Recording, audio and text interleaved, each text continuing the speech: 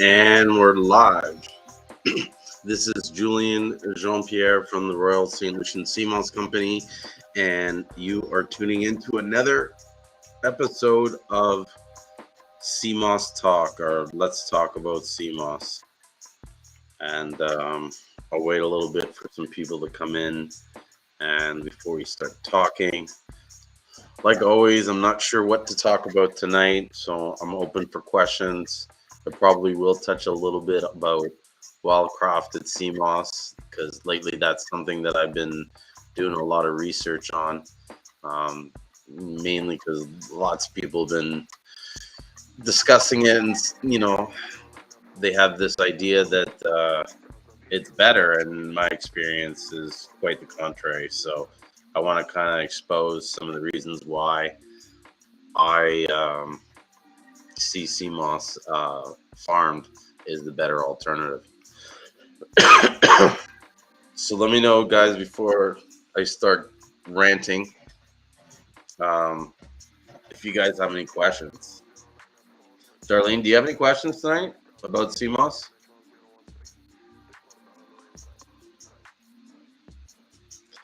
No, you just want to listen. Okay. Welcome, Alicia.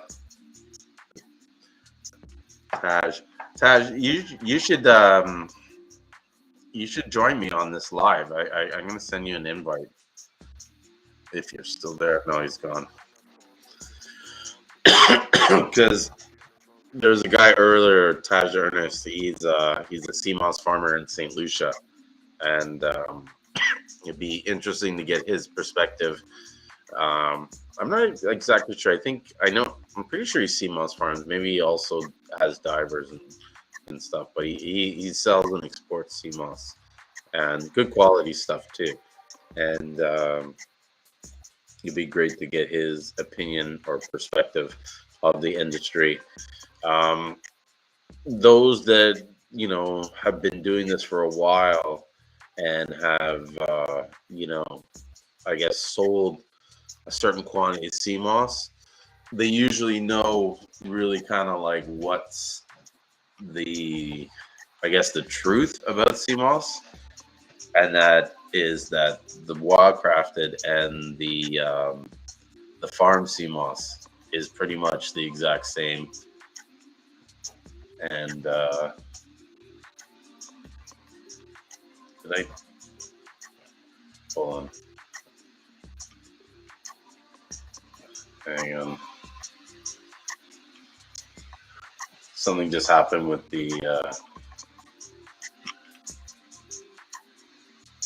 Oh, you know what?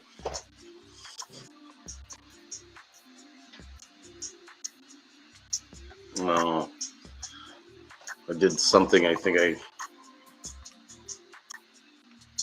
How do I get back to my? Let's talk about Seamoss.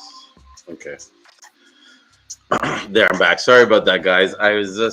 I'm new to this clubhouse, and I pressed the button and I kind of screwed it up, and that's typical.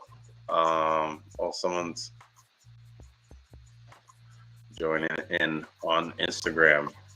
I love this. I love when people come in and we talk live because me talking about CMOS by myself, it gets kind of boring. Hey, what's up? Oh shit! I didn't even know I pressed on live. My bad, bro. Oh, it's okay. Do you want me to let you go then? Yeah. Yeah, okay. Here, let me see how I can remove you, or you can end it if you want. I'm not sure how I do it.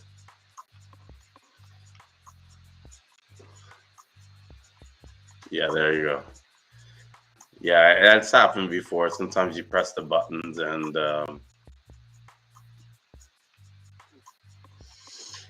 you get connected without realizing it. So, yeah, the main topic tonight, I think, is going to be about wildcrafted and farmed. And one of the things I want to talk about, not so much about wildcrafted, but really to explain farm, because a lot of people, they hear farm sea moss and they instantly get this kind of idea that it's similar to farming sea moss like you do in like a traditional farm. You know what I mean? Which is really not the case. Like I always see in the comments when I'm looking online, social media, everybody's like, "Oh, farmed, oh, man's intervention." There's like literally no intervention by man when it comes to the Seamoss farming, at least in St. Lucia, and it's like as simple as you can make it. There's no machines, there's no additives, there's no chemicals. They do nothing to the sea moss. All they do is take the sea moss from the wild, they break pieces off, and they attach it to a rope. The sea moss doesn't absorb nutrients from the rope, it doesn't absorb nutrients from a rock. The being on the rope simulates the hold fast that it would have to anchor it to anything, rock, coral, seashells. You know what I mean? Like this is the thing. Like if what people are saying is true about wildcraft and sea moss, then are you telling me that the seashell contains every single mineral? And that's what the rock, the sea moss is feeding off? Because that's what they'll show you. Oh, there's a seashell. You know what I mean? That's what it's attached to.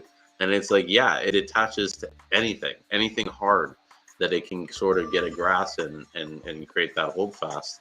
It's going to do that. And so with farm, there's nothing different than simulating that hold fast.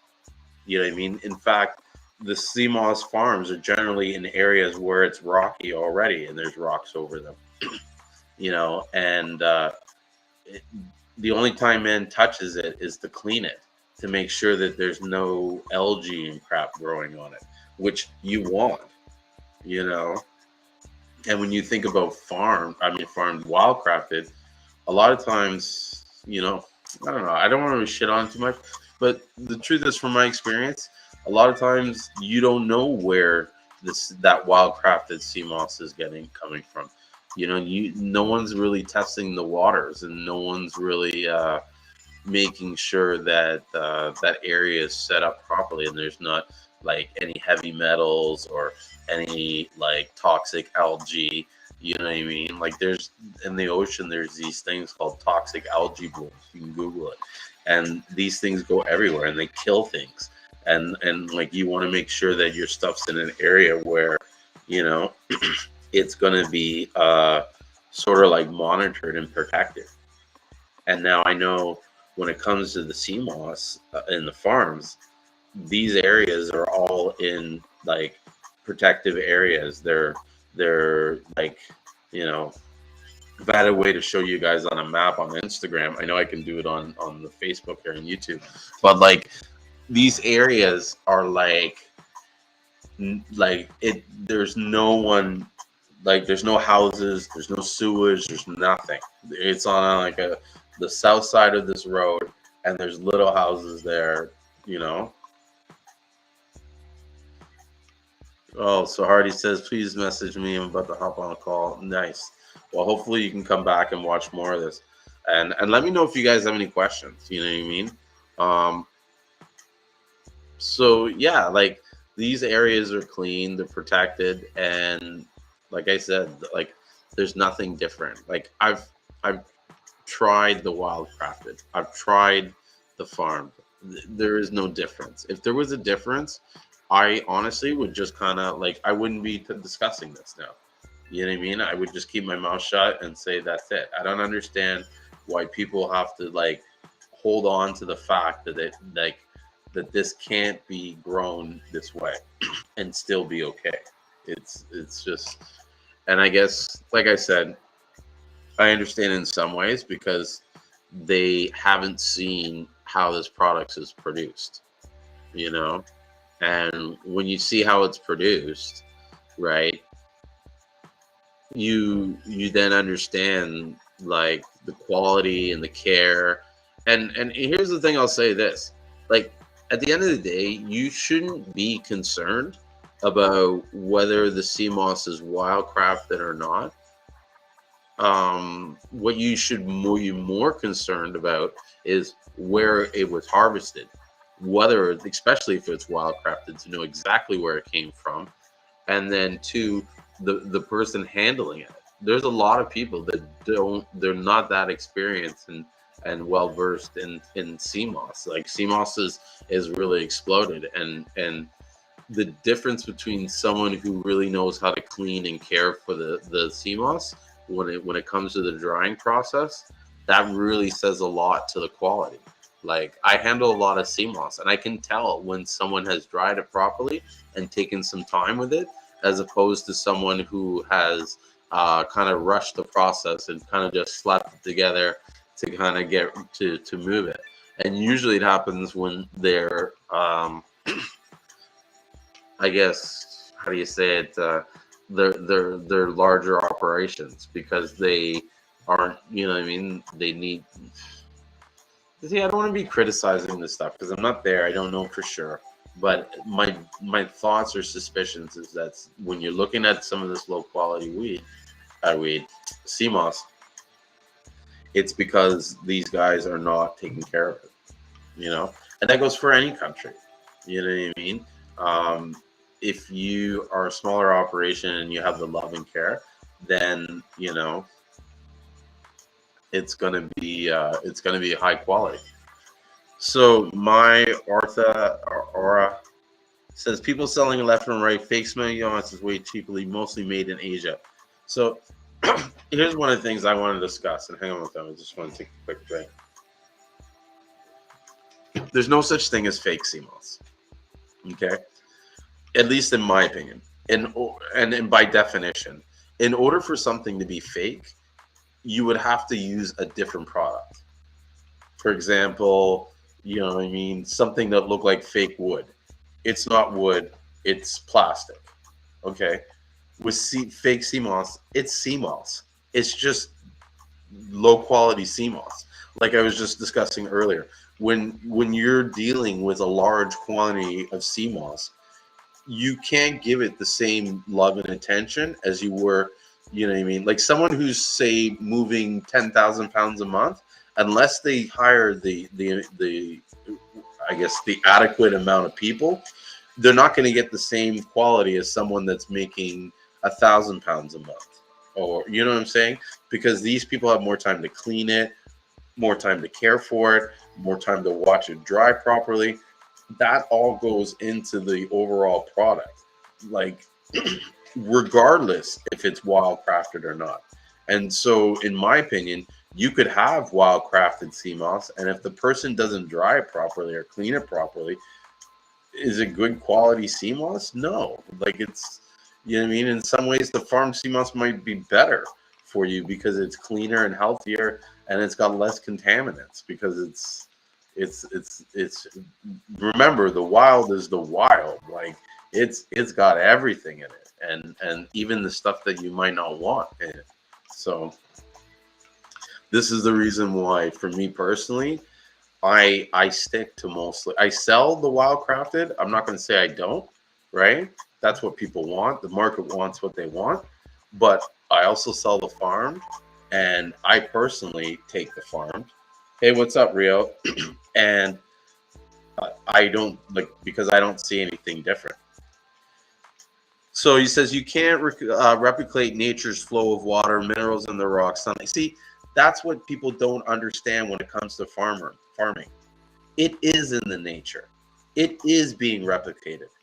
And also you can't get minerals from the rock. Okay? I've researched it. I've looked it up and down. Trust me, I've spent months like looking at any kind of site. I've studied the algae. You got to understand, sea moss is an algae. So all you need to do is kind of like understand algae and how algae grow. And so algae come from the dissolved nutrients in the water that it's submerged in. And it feeds mostly off nitrates, and it uses photosynthesis, the sunlight, to convert its stuff into food. And it feeds itself from all points in the plant. And so you can take the sea moss and break a piece of it, and it will continue to grow and flourish from where it is. And it doesn't need roots to grow. It can, you know what I mean, sea moss floats around everywhere. This stuff doesn't even just grow on rocks. It grows in depressions of sand in the wild. Like there'll be these things called holes like buckets, and so the sea moss will grow like huge, like bushes, like forests. And so you when you see these guys diving in the video, they're diving down to that area where the sea moss is sort of collected and grown, and that's where they're pulling it up. It's not all coming from the rocks. You know what I mean?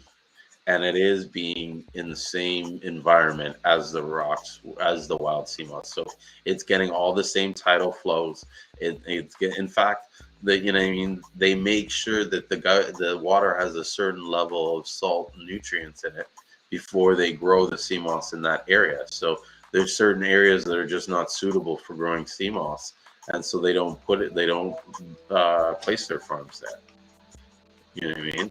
This is not an area like a situation where you got tractors going through it and guys adding fertilizer, and you know what I mean. They're adjusting the clocks and the timing of the sunlight, and none of that happens. Everything comes to nature, and in fact, they're at the total whim of nature. And for example, these guys will spend hours and days planting these farms, and you know they could have one bad storm and all the stuff washes out away and just kind of like floats around in the ocean. And a lot of times there's divers that go and pick up that sea moss, and that's what they're selling. So even when you think you're getting wildcrafted because the guy says he has a diver, a lot of times the truth is that that sea moss is stuff that they found floating in the water. And you take it and you think it's wildcrafted sea moss, and you love it. Why? Because it's good sea moss. Doesn't matter where it comes from. What matters, or sorry, it does matter where it comes from. Doesn't matter if it comes from a rock or a rope. What matters is where it comes from in the location. All right, because you can find wildcrafted sea moss or any sea moss in areas where they have high levels of lead, high levels of excuse me, pollution. Arsenic. There's lead. What else is there? Metals. I forget. Those are the big things: arsenic and lead that they're looking for to make sure that you want to avoid. And just the sea in general, like in a lot of areas, it's going to have a lot of muck and like just what I would call like sea debris, which just collects and it's just disgusting. It's got plastics and bits of wood and twine and all kinds of stuff. I remember once my uncle, this is when I first kind of got into the sea moss business, and I asked him to get me a guy to get wildcrafted sea moss, and so they got this stuff, and I was kind of like, what? Like the stuff was so dirty that there was no way that I could ever like I threw it away. I was just like, there's no way. I tried drying it. I tried kind of working with it, but I was kind of like, there's no way I'm taking this. And so how could I go and get this guy trying to get me more sea moss when it's, you know what I mean? It's not even like I wouldn't even think of consuming it. I don't know. Hey, Rio, what's up? How's it going?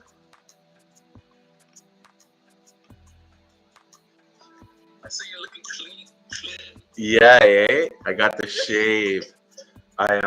It was my mom's birthday over the weekend, and I had and I had a funeral. My grandmother passed away about 2 weeks ago.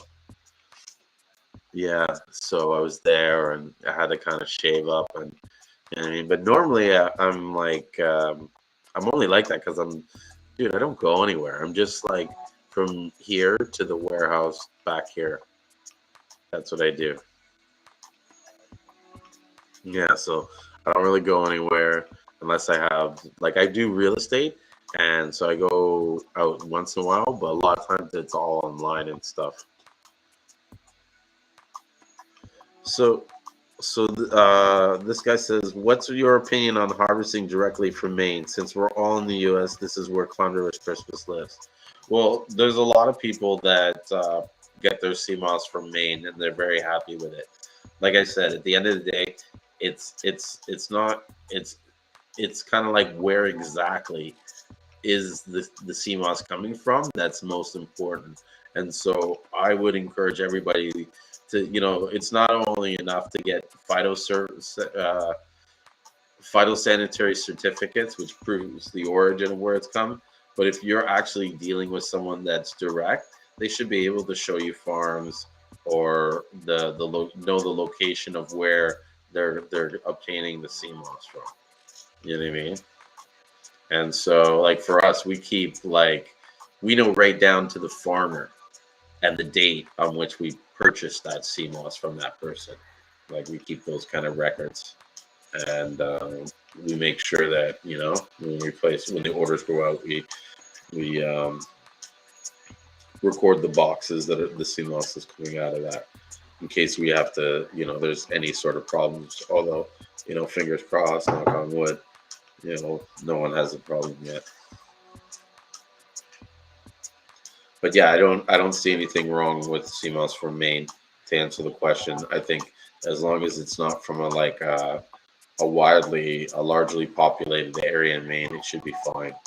Because the CMOS acts like a filter, and so what it's nearby, and even when it's dried, like my partner was telling me, like if you're wearing like cologne or perfume, or if you have a lot of scent, the CMOS will pick up that smell from the air.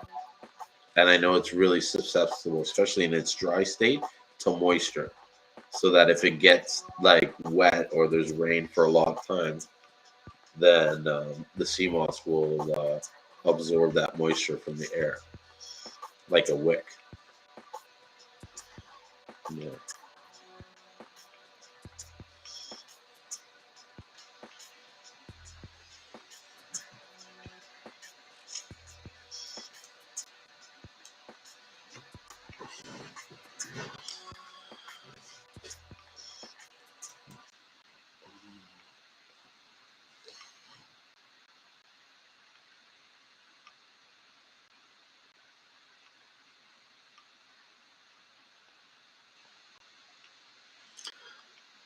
So I'm just thinking, should I take a break quickly? I think I'm gonna just run and get a glass of water because I finished my water just now and I'm like parched.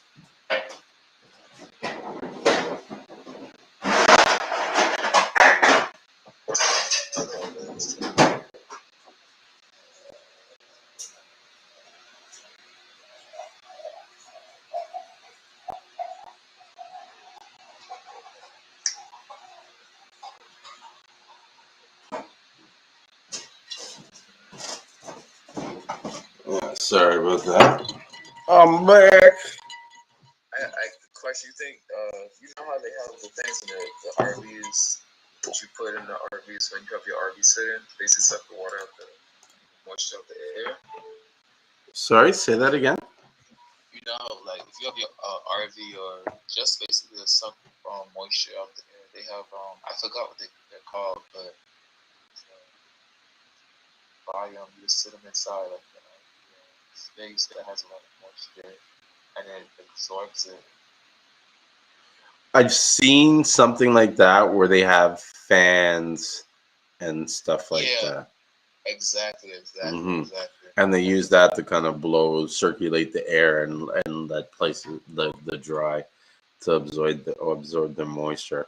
And I know from dealing with weed, they make like hydro packs that will help regulate a certain temperature, or not temperature but moisture level, so that if it gets too high or too low, it will regulate it. So yeah. Do you think dry CMOS in the powder form and would help with the collecting moisture because it does absorb moisture really fast and good? Yeah, I think just like any sort of like dough or whatever, if that area is high in moisture, the powder is going to clump up. It's a powder. You know what I mean? So I wouldn't get any water near it. Pardon? Probably mix with some baking soda, right? What, the CMOS powder? Yeah.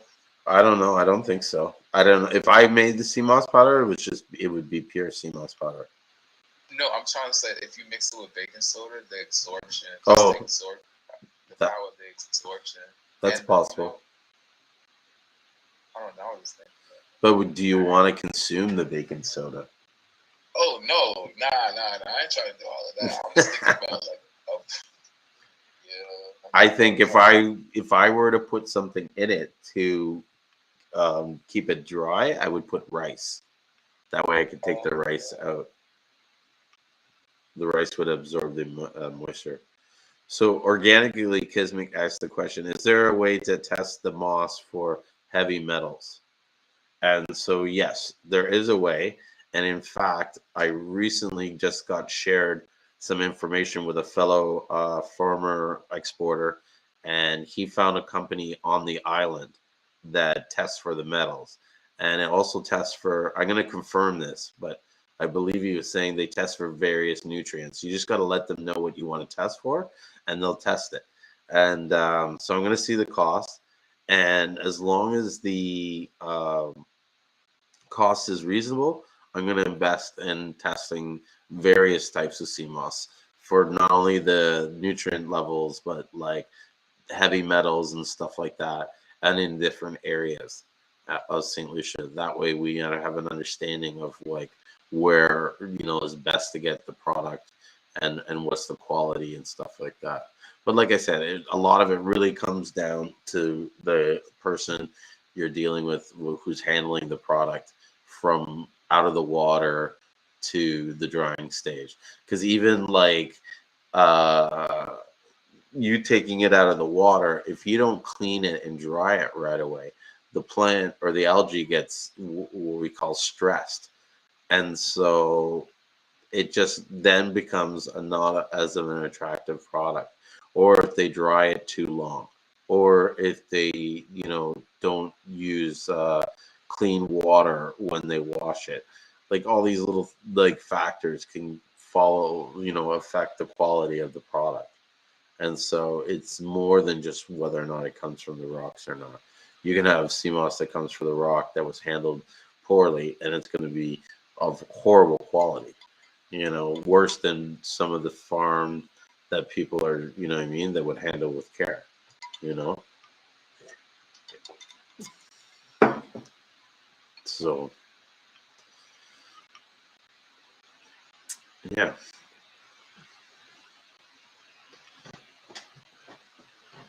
So yeah, we're gonna check that company, and I don't know, check back in like I think a month. I should have some, things don't move really fast down in St. Lucia. So hopefully, um, within the month or so, we'll have a better idea on the costs of getting these tests done. All right. So just I think when it comes to this wildcraft and stuff like that, people have a problem with human intervention, and is I me viewing him I don't have a problem with human intervention once it's done in a purest form, because everybody eating something is, besides if you're growing it yourself 100%, it's going to be probably, it's going to be handled by another person. Okay. So checking into your quality, and that's why I mess with you, because you care about the quality and handling it and how it's dried, the process of it. So when it comes down to it, breaking it down to anybody and everybody, try to come at your throat. Yeah. Well, I get it, and I understand why people think that they're human, and this is why I want to have this open discussion, because I feel like people don't understand what like. Okay, let me ask you this question: what is Seamoss farming? What do they do in Seamoss farming? What did say one more time? Like, explain to me Seamoss farming to you, because you say it's man and like, how does man intervene in Seamoss farming? Okay, so from my knowledge, Mm-hmm. brought it. Okay, from my knowledge, it is getting the Seamoss from from either from a cutting or clipping, Mm-hmm. And hanging it and planting it on a line. term. Yeah, same thing. On, Yeah, anchoring it, planting it, same thing. Yeah, we're attaching on it. right on a line under the water or in the water, Mm-hmm. and letting it grow to a mature state, and then harvesting it and letting it dry to a certain percentage.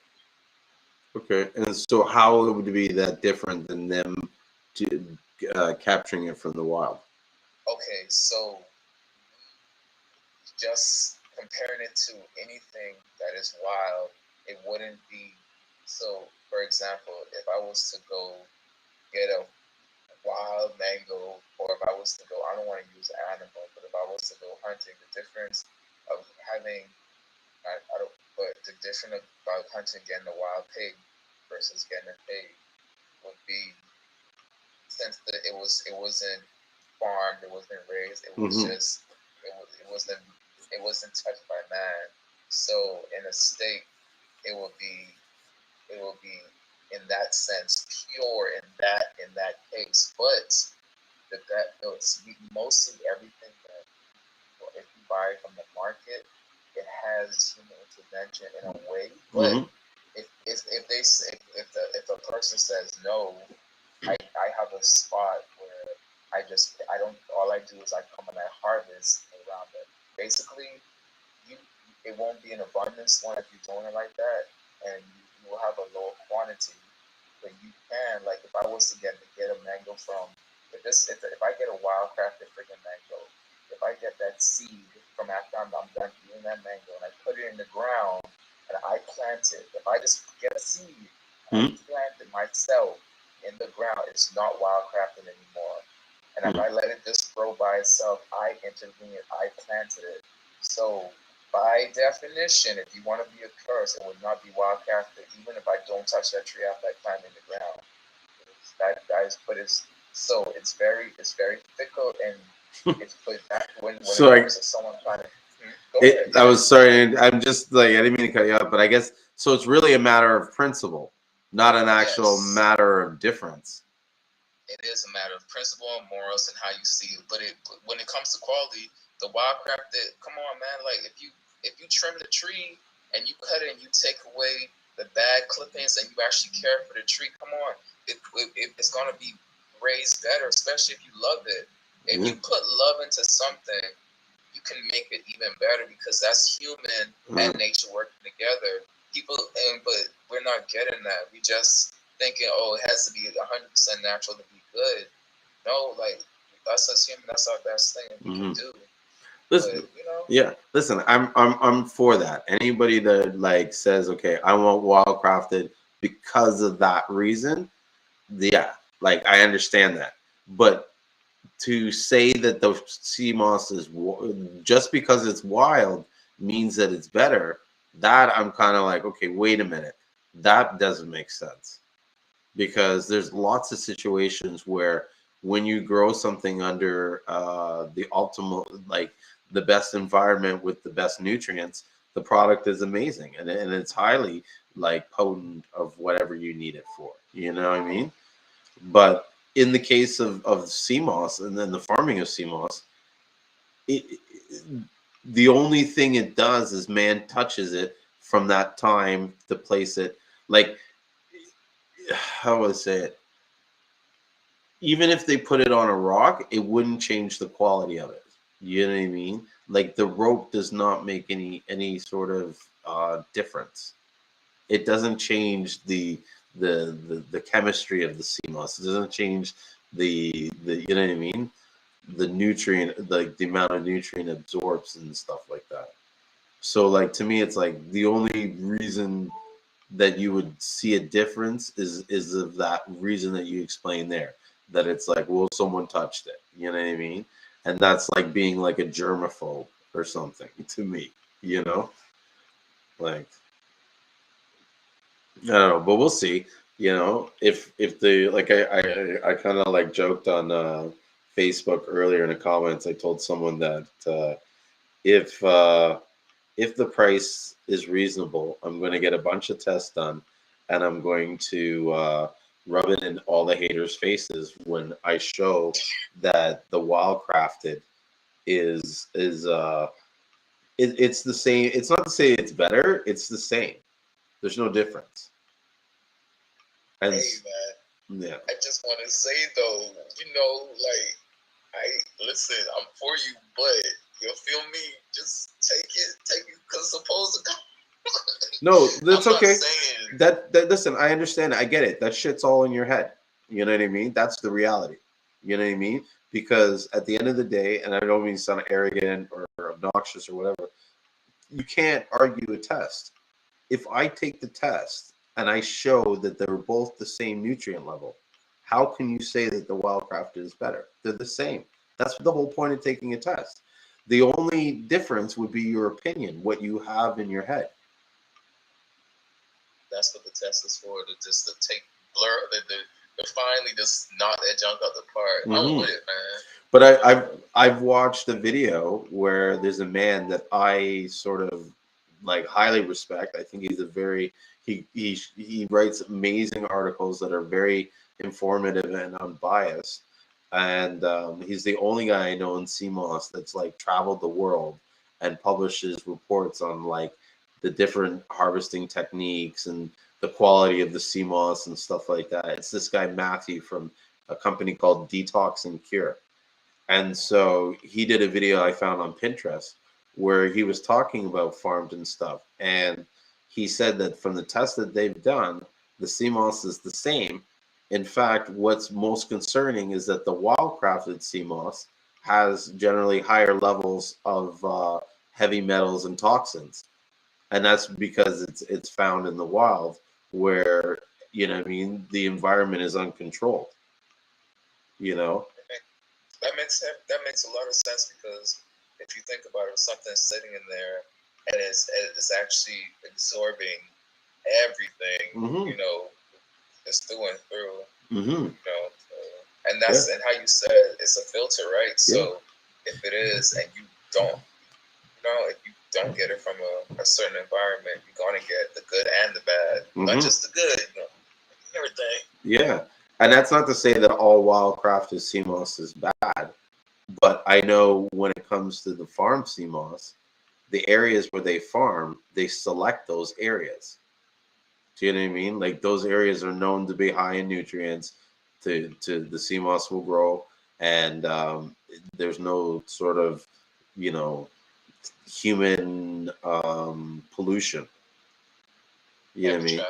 Yeah, because you got to remember when these guys don't have sewage systems, you know, and for the most part, their stuff runs out in the ocean and they dump it.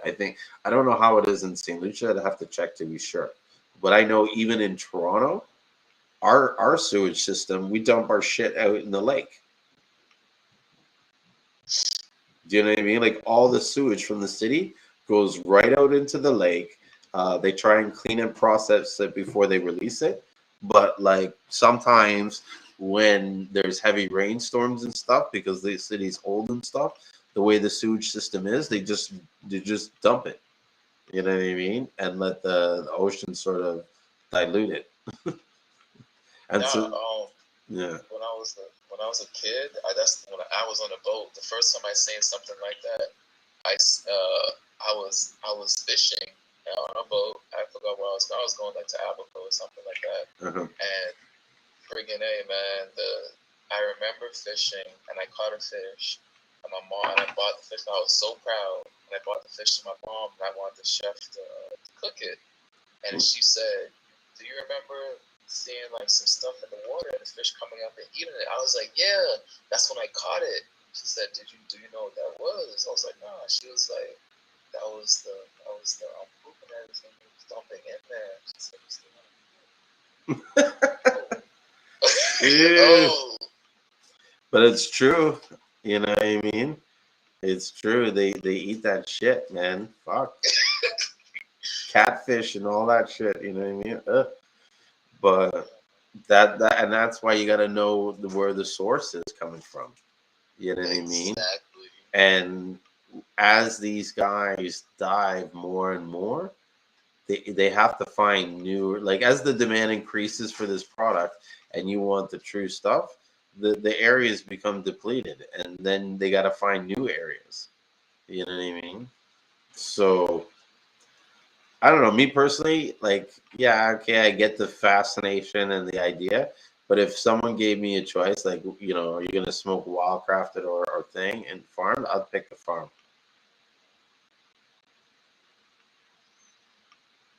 Yeah, no, shoot. I mean, Yeah. I can't lie. I mean, I don't know in that realm. I would love to try nature's own. You feel me? I love it, but I love to try the farm. So that's just me. I've tried both. There's no difference. So why take the risk with the wildcrafted? You know what I mean? Yeah, I got you. Heavy. And I think that's what I'm starting to see now, is that soon, as the market matures, you're going to start seeing a lot of companies coming out with the tests and showing the heavy metals and stuff like that. I've talked to a lot of big companies and they've done the tests. And the one thing that's the big bombshell is this 92 minerals theory. Like, I've been kind of keeping my mouth shut and not really rocking the boat on it, because that seems to be a really touchy subject with a lot of people. But I can say this from personal experience, talking to the people on the phone, right? These guys have done the test. They know exactly what minerals are in there. They know it's not 92 minerals, and they know most of the stuff out there is not really well crafted. And so they're ready to start really sort of controlling the market, basically shutting a lot of people down. And so if you start coming out that your Seamoss has 92 minerals and it's well crafted, they'll be like saying, like, prove it. You know what I mean? Especially if you get big enough and you start encroaching on their territory, they're going to, um, like, push you out of the market for that. And this is the thing, when the real knowledge comes out and you're not on the train with the accurate information, you're going to get left behind. You know what I mean? Like, you're going to be sort of like in the dark ages, I guess to say. It's like how radio happened with TV and shit, because, or like Blockbuster. You remember Come on, bro. Like, yes. Blockbuster could have been Netflix. You know what I mean? Exactly. But they were like, oh no, everybody wants DVDs. And then one day, no one wanted DVDs. When was the last time you watched a DVD? Listen, you have to understand I remember when that transition happened, and with the streaming and all that, and it wasn't it was like watching the CD kind of disappear, kind of deal. Because when you get an iPod, and I love this nostalgia of CDs, but I don't talk to CDs no more. I don't do that thing. But yeah, that's how it was. Like, if I got a DVD, it was weird. It wasn't weird, but it was like, watch. I could just get it right now. Why you want to watch the DVD? It was just like, just to do it.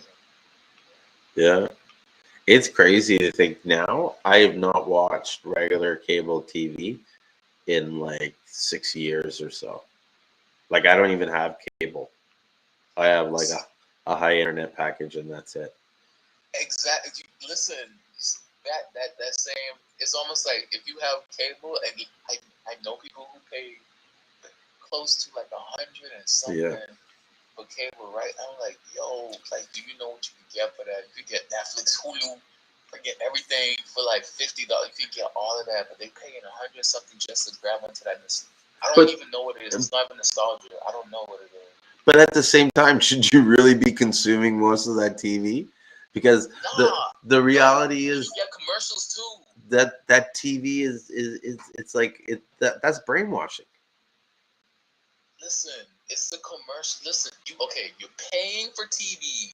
You're getting commercials. You can't control. You could maybe pass for the commercials now. But the whole thing's controlling you. It's not entertainment.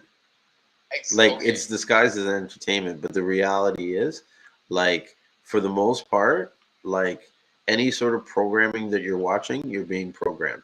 That's why everybody gets this idea of like, oh, we can't do this because of so and so. It's because you watch something on TV and they showed a story where that happened. You know what I You mean? assume that you don't realize it. I'm trying to listen. Oh. I remember. I seen it. I seen it happen because I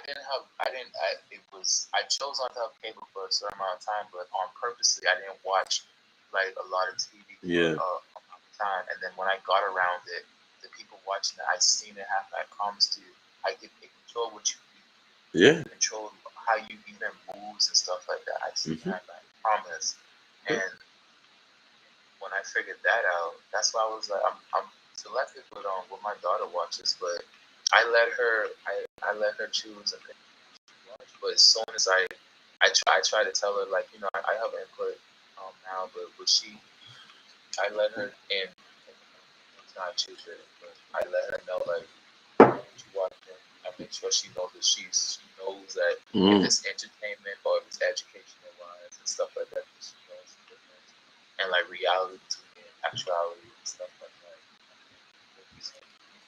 Yeah. I think that's the only thing that's not programming is anything that's sort of education, like where they're teaching you how to do something or explaining something, or that's generally all I watch. So most of my stuff I watch is YouTube. Like I watch YouTube, I watch the news in St. Lucia, and um, that's pretty much it. Once in a while, I'll watch like a movie with my wife or like some kind of show that she's in. I used to watch like some series before, but what I found, and this is the main reason why I got rid of cable, is that there would be times where you're just sitting there looking for something to watch. And so there's so many other things I could be doing with my time that I enjoy doing that I'm just kind of like, why am I, you know what I mean? Um, like putting myself out there to do this. This is not what I really want. Like I think a lot of people don't know what they really want in life, and they're not trying to get it. And it's almost like the more you work on what you want in life, the more happier you are. The more happy you are, the better the decisions you make in life, the better your life becomes. Do you know what I mean? And so it's like it's almost like you got to look at your life and stop doing anything that you're not happy doing, unless it's getting you somewhere to be more happy. You know what I mean? Like sometimes you got to sacrifice and go through a little bit of shit to get to what makes you happy, but ultimately you should be trying to pursue what makes you happy and not Filter what. filtering like okay when you just when you say programming you had to even like when we were raised we had some we didn't have a choice in certain things. It's Mm. almost like you had to do or we're gonna get whooped or Yeah. right. So it's almost like you have to unprogram myself from that without a whole bunch of crap. But at the same time, we can figure out the stuff that we truly like me personally, when it comes to stuff that I do watch, I end up watching like a lot of weird stuff. And when it's not documentaries and stuff like that, 'cause I Mm. love documentaries. But like for example, it'd be like Black Mirror. Like Black Mirror is like one of them shows like Mm-hmm. out there and stuff like that. But you don't, I can't predict what's gonna happen. So that's what's entertaining. Mm-hmm. It's hard stuff like that, like reality. No, and listen, I don't mean to like demonize all TV Okay. shows, and this is something that I wanted to say, but I didn't get a chance to say. I believe that the best way to eliminate the potential of this programming is just to acknowledge that it is programming. I think once you see it, it neutralizes it. It's like okay, because your brain will stop it and block it because it knows that this isn't real. Do you know what I mean? Yeah. But what Oh happened? yeah, for sure. What? Yeah, yeah. Ignorance is bliss. Yeah. That's like But what I see happening, because I'm a guy who studies people. I'm always watching people, seeing human behavior. And what I noticed is I watch people that watch extensive TV. They're they begin to believe that what they seen on TV was real, and it's never real. These stories that happen on the TV, they never happen in real life. These things are 1,000% fiction. Like normal situations, you would have talked it over, you would have figured something out, you would have solved the problem. Do you know what I mean? It's because these shows happen and they create these environments that it paralyzes people in thinking that that's how things should happen because they've seen it on TV. It fucks with their, what I call their paradigm. You know what I mean? Their subconscious, because their subconscious is taking in this information from all this repeated shows. I noticed it once with my sister. I love my sister, right? I hope she doesn't watch this. I say, yeah, I love my sister. But real talk, she watches like a Disney Channel, and she acts like a child sometimes. Where I'm just like, where the hell is this coming from? And then I'm like, oh, wait a minute, it's a fucking TV show she watches. She cries with this, cries with that. You know, and this is my older sister. So that's one of the times when I noticed in her, I was like, yeah, you know what? I got to be really mindful of what I pass through my eyes. You know what I mean? Because my brain is always, it can't differentiate. Unless I acknowledge that this is programming, it can't differentiate after a while if that's programming or not. It's, I like, okay, so I'm that guy, like, friggin' for the kids, right? Mm-hmm. After if they want something like Disney Channel, right? I'm that one that watch a movie all together. I'm be like, okay, now what was the lesson? What y'all got from this, right? And they like, I'm like, come on, y'all didn't pick up nothing.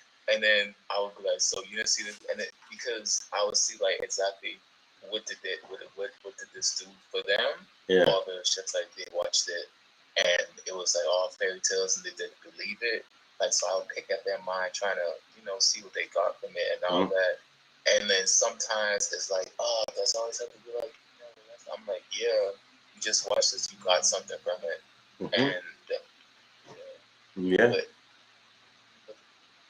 when it comes to the shows and stuff like that, I can't rely. I'm telling you, like, especially with cable, it it's a message and everything. But when it comes to the cable right now, it's the commercials and stuff like that. Those advertisements, those are the things. Even with the jingles and all that. That's why they don't want to get rid of it. Even like, I mean, now, but the paper to get off, and it's really good advertisement. I mean, like, you get advertisements, so you understand the hooks and even the wording that you use, how you grab the consumers and find your market. So, yeah, that's what I can't stand that. But how you say it, once you know it, it's like, it ain't no BSing around it. But you're true. All those commercials are designed to make us like consume things, buy different product, pick this or this. It's all control and manipulation. Yeah. You know what's the worst is, like, I remember, and how I know, it used to work on me too, for sure. I'm not gonna be the person Worked on everybody. Um, like, I never. I remember when you go to New York, everything's just really tall. Like, you just surrounded, even though it is like that in some parts, but I thought that's how it was all around when I was a kid. And I remember coming over to the States, and it's like that. Oh, do you have cable? Do you guys have bathrooms? Do you have, like, oh, you buy cars? And I didn't get offended. Sometimes I used to be like, it was because programming, that's all they see, and you can't be mad at somebody for that. That's all they see, and they learn how they see on TV. That's their perception. So imagine if it's like that. If they're around, like, if they came out of a movie right now and it was based in St. Lucia, and it was a gangster movie, and they were showing people in St. Lucia taking off, friggin' just everything down. They don't play about it. You say wrong. If you look at them wrong, your hair flying off. People gonna get scared of going to St. Lucia. For real? That's how it is, though. I mean, but it wouldn't be like, St. Lucian people would come on and be like, it's not like that. They ain't gonna stand for that. I'm trying to say, like, some people are especially they're gonna St. Lucian. Yeah. It's the same reason, like, why a lot of people are afraid of black people because of what they see on TV, how they're programmed. Yeah. You know, I think that's one thing. Like in some ways, we as black people need to stand up for each other and stop each other from doing this because in some ways, part of the reason why these guys are able to say these things about black people is because there are black people doing that. You know what I mean? Now, why are black people out there stealing, robbing, whatever? That's a whole can right there because No, I but mean, listen, I'm going somewhere with this. Why are these people doing that? A lot of it is because they don't have a choice. They need to feed. They need to, you know what I mean, survive. And so the question is, like, if you support, like, if they had an opportunity to do something different, would they do something different? Right? Usually, I'm willing to put on money on yes, they would if they were giving the opportunity. And so now it's like, what are we doing as black people to create more opportunities to stop other black people from having to do what we don't want them to do so that they don't tarnish our name? Do you know what I mean? Like, that's something that I think about all the time. It's like, okay, you know what I mean? The amount of black people that I see that just don't give it up, even just to me, let alone to other black people that need it, It's like, it's disappointing. It's almost like you can't be mad at these people for saying this stuff about black people, that black people are pimps and they're thieves and they're drug dealers and stuff. Like, we allow an environment to exist. We don't help our own kind to stop this environment from existing. Like, it's almost like we expect someone else to come in and fix the problem for us, when really the problem is just help your fellow black guy. So Gold Seamoss says they've been programmed by what has been shown on TV to them. Gangs didn't get real big until they got, yeah. And then everybody was like, shit, I need to popularize, I need to jump on a gang because they seen it on TV. The media fucks up everything. Like, everything was cool until the media gets it. Skateboarding was cool. Media fucked that up. Hip hop, it was cool. Media fucked that up. You know what I mean? I'm surprised that hip hop, and I mean, it's not even really hip hop in my belief anymore. It's more rap and entertainment. But, I'm surprised that it has lasted as long as it has. it's the youngest genre. And listen, I'm gonna tell you one thing about how what this is one thing what I the culture of black people. And even though it comes from a bad place, like almost came from one of the only cultures that can make something bad but cool. It's like a black person. Like, come on, think about like saggy pants, like even though okay, cool, right? That jumps out of style and all that, but we made it look cool, streetwear and stuff like that, like stuff. Because come on, think about it. I don't like. I really do think like that urban wear and the streetwear of baggy clothes came from having to be passed down, like the origin, because we put our like, so, my bigger brother or older something or something that was too big for us to look cool. That's what we did. Making things that we did that friggin' was discarded. The discarded shit tastes good, even though it's not good for you. It's survival food now, right? Cool, but still made it taste good and turn it into that last sticky junk. You still freaking eat it. I would say get away from that junk. It's not good for you, but still, you could be proud of it. It's a great origin story. Like, come on, like think about that. All of that. Make it just thing. Hip hop, rap, and stuff like that. Just words coming off. Like I'm freaking it. Country is the way came from hip hop. I believe whatever. And rhythm. I mean, blues came from black folks. straight pain. Something you don't want to, like people always talk about pain, but that was straight pain. And it made it cool. It made it good. You could dance pain, bro. Like, you could dance pain now. That's one. I think that's one of the black folks that like that. Making dark, right? Like you can make things, just like.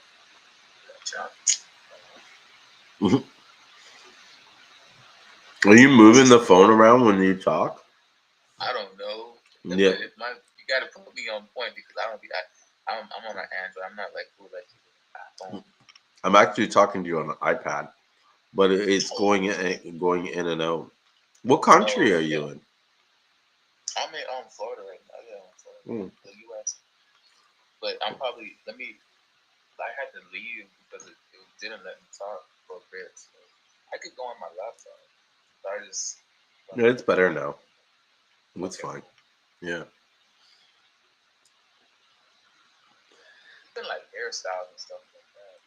Like, you remember? I mean, like it was a time and age when women would wear the corsets or whatever to get more shape. Mm-hmm. Look shape and stuff like that. Mm-hmm. I'm not but come on, man. Like, but in today's age, something that was frowned upon, like in beauty, it was being like too shapy, like high that everybody trying to get.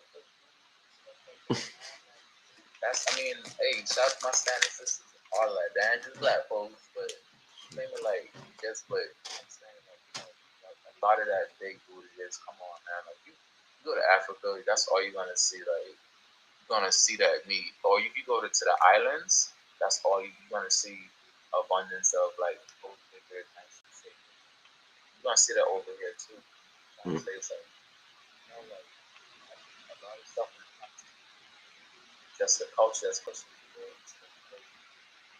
and you could almost like you have to be yourself. It had to be that stuff. That's all they had. Be from the ghetto, be from the bottom, but when we make it to the top, it's what we do with that power. So when you get it, how you wanna let's make it better. Like you don't have to do this no more. You have to get out the survival. Survival state of mind. Try to push the progress so you can get up over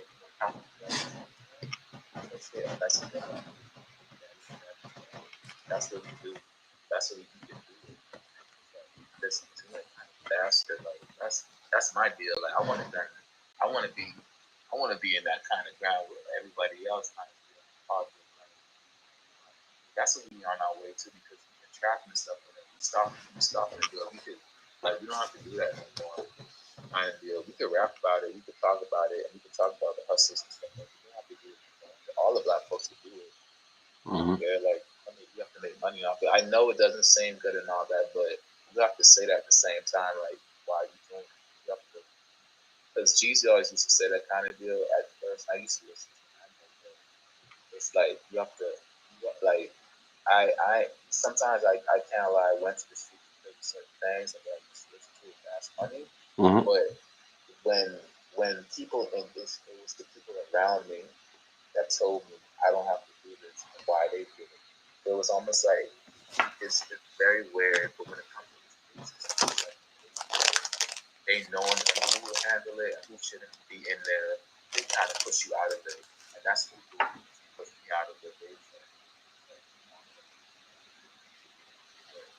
Yeah, man, like so that's like almost like the generation now. It's cool.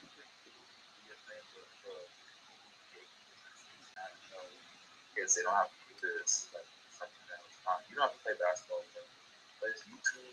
There's a whole bunch of stuff that they can do. Like, they want to do something with culture because that's what they want to do. That's what they're attracted to, the culture of it. Like they want to be a part of the culture, but you don't have to be in the streets to be a part of the culture.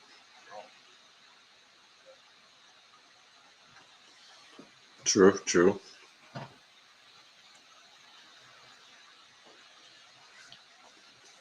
Rants, bro. That's so good. Me too. I know what it's like. Sometimes you just say it all. Like I mean, there's like, what more can you add to it?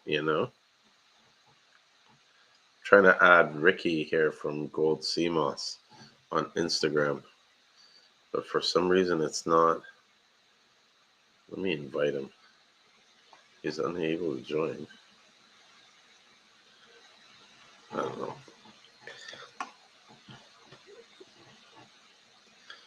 Yeah, but like you said, like earlier, hey, what's up, Ricky?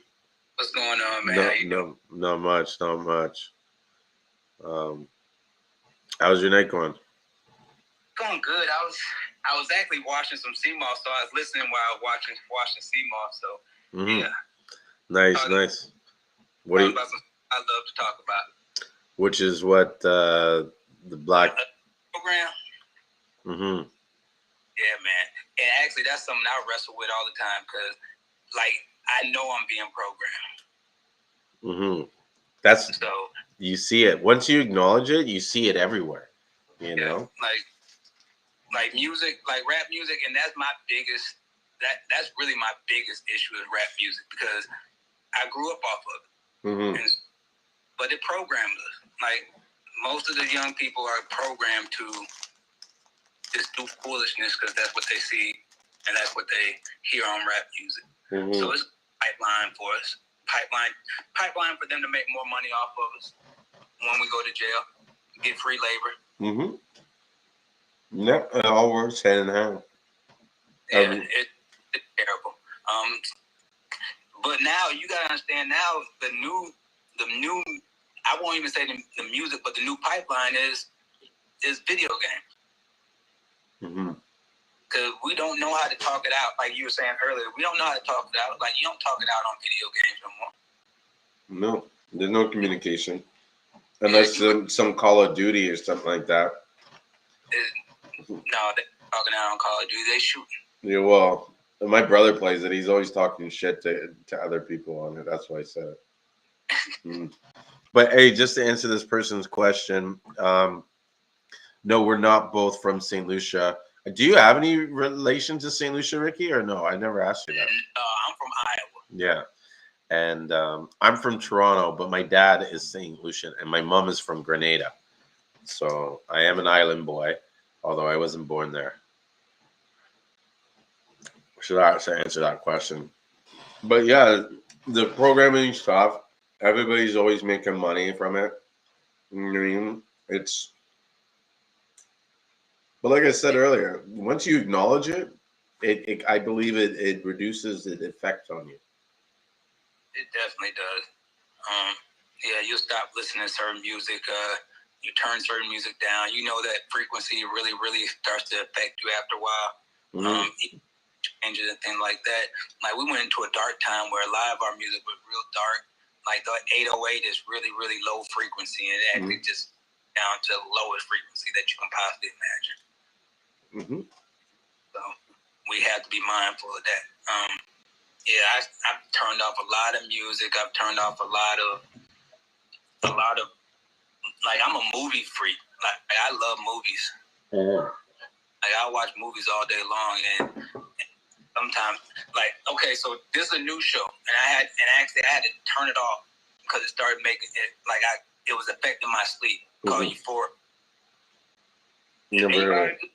That show, man, it's like crazy. That's when I decided I need to turn off TV for a while because it had way too much going on. Like, and then the age of these people that they're talking about, like my kids are almost that age, and I can't think like I'm just thinking about kids watching that show now, and they're giving you a play by okay, this is what you do if you're like they're telling you they're programming you to be a certain way. So what's this euphoric show about? I've never heard of it. It's just wild, like. Like, I had to turn this shit off. I'm gonna be honest with you. It's about drug addicts, about high schoolers having sex and taking drugs and all this craziness, man. Like, when I say I watched like 2 episodes before I went to sleep, and I couldn't, like, it was affecting my sleep. Like, I was seeing it in my sleep, and I was like, you know what, this is way too much. Oh, the chick Zenada is on there. Yeah. You know, she looks like my daughter. Yeah, so you really won't want to watch it. Yeah, that's great. I'm dead serious. You really won't want to watch it. All right, then. Because you go crazy. Like, you'll start thinking about it and being in these certain atmospheres and things of that going on. Yeah, it'll drive you crazy, man. Yeah. Yeah, it's crazy how much, like, not so much she looks now, but when they were younger, they definitely looked, like, super similar. Where I was like, holy shit, you know? And it wasn't until someone pointed it out to me, because I didn't even know who the chick was, you know?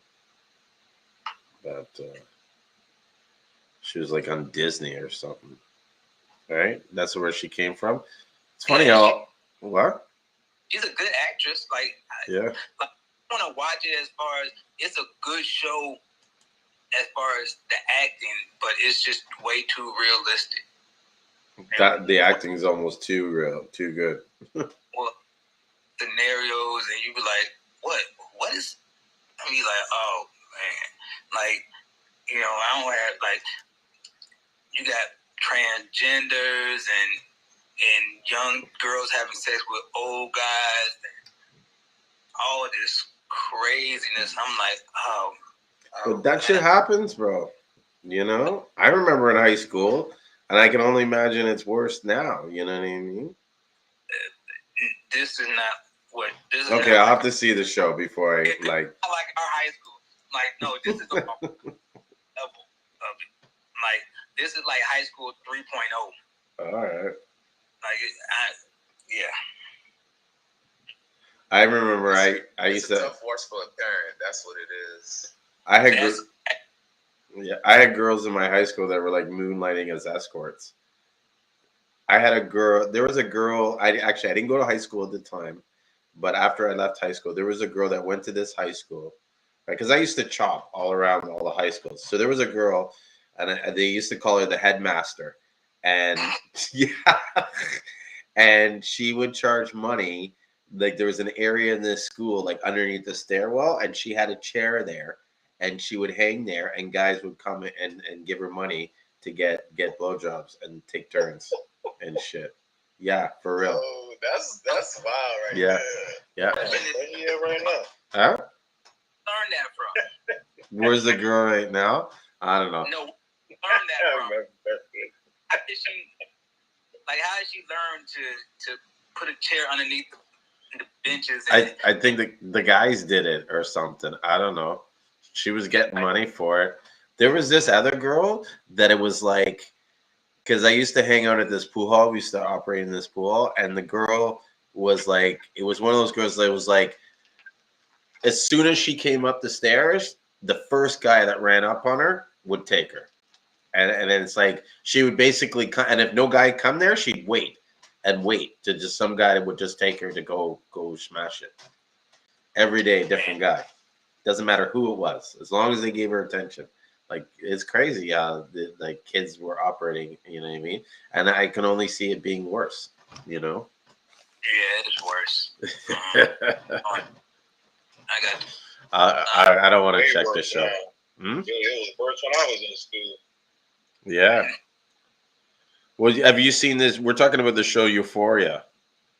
Yeah. I can't look at it. I can't look at it. That's too much for me. I'm more into like fantasy comic books. I like comic books.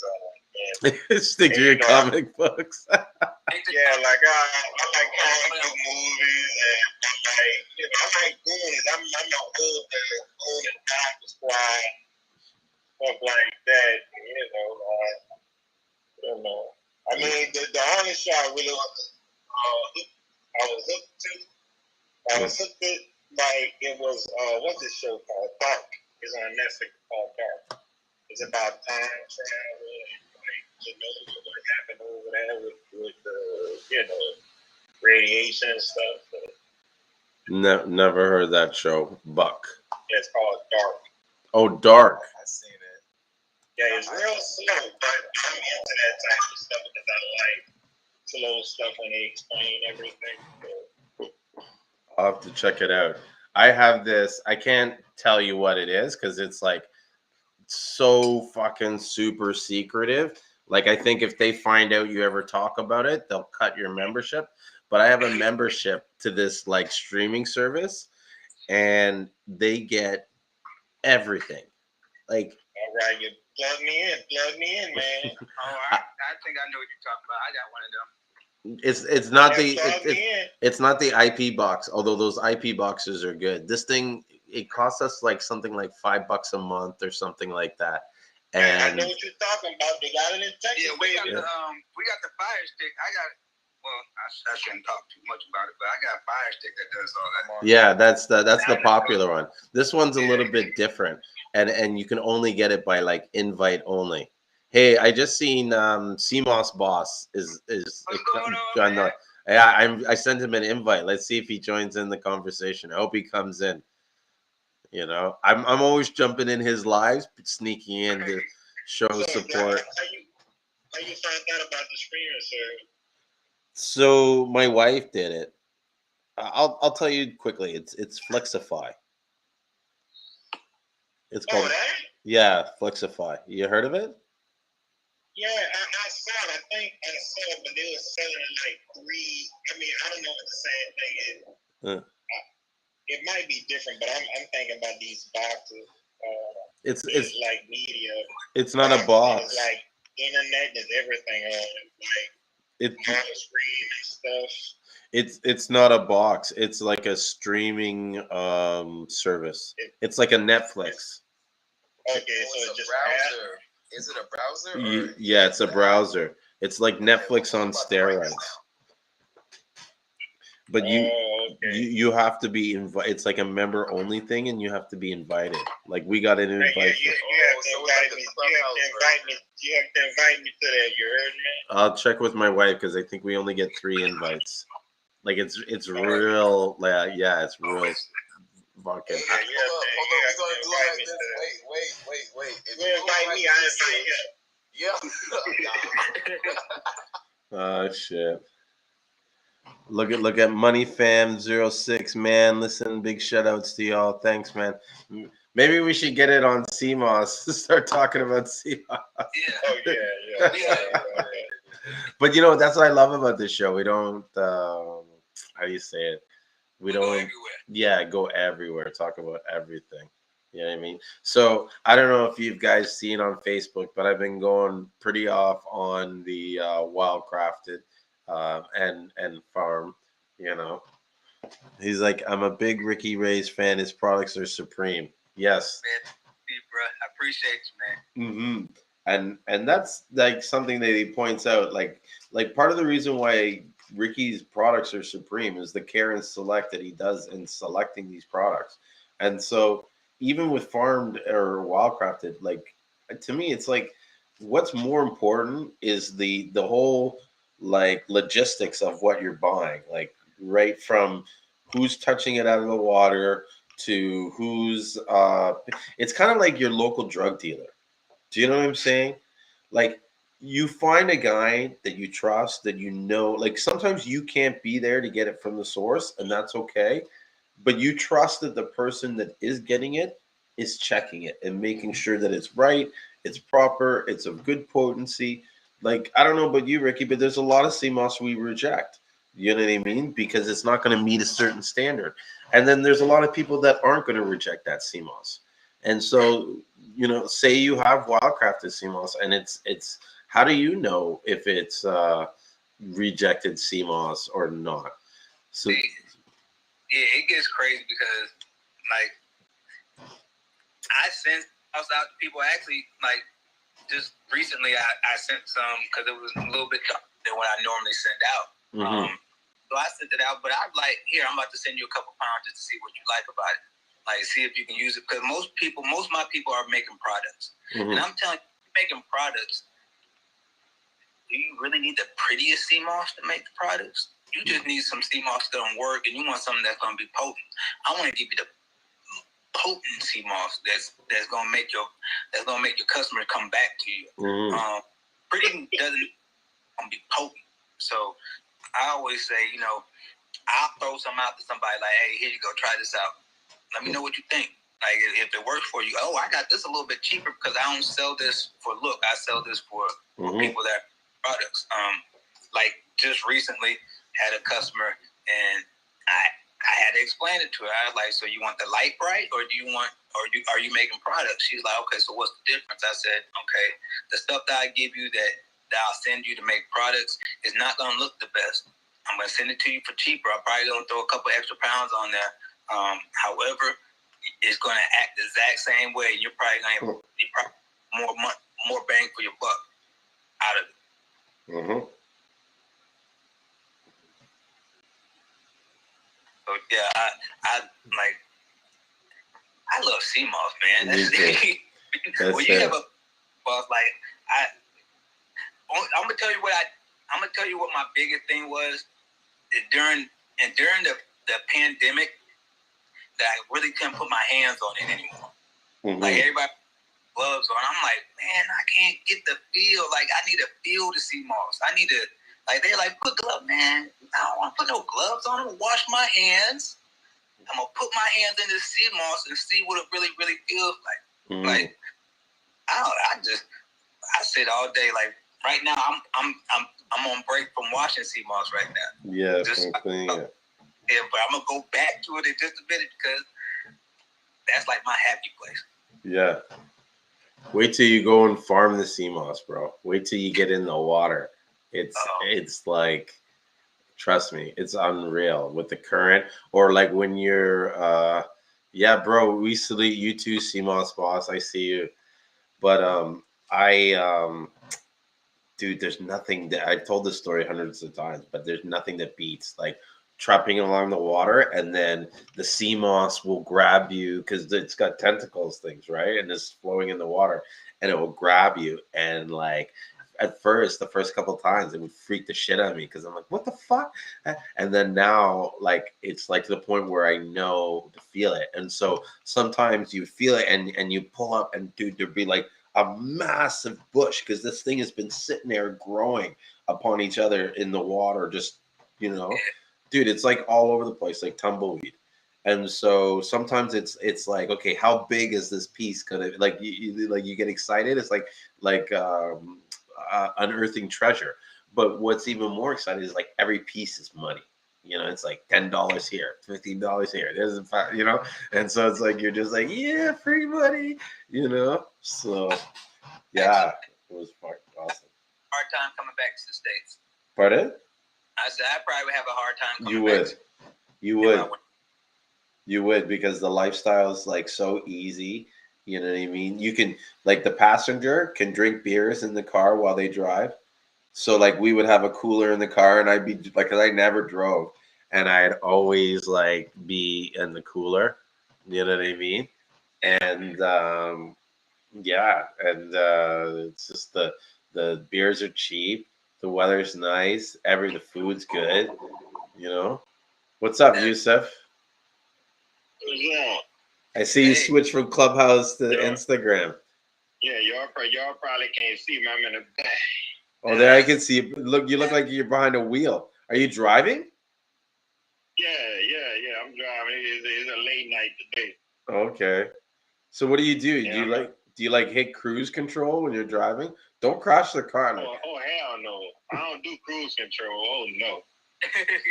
That's not good. I don't know. I figured. No, not in the truck. I need full control. That must be hard.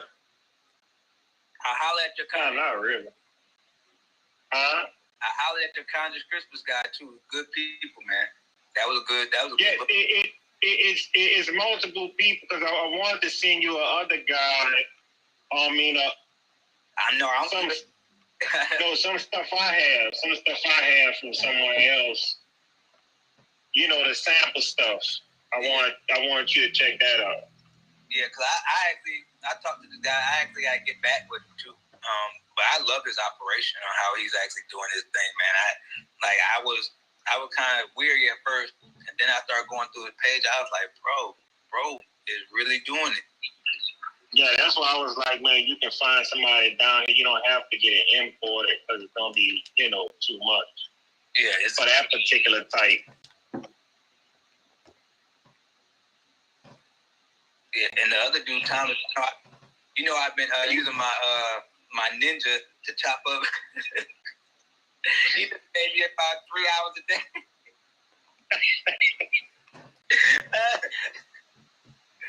Oh, I've been using that crazy.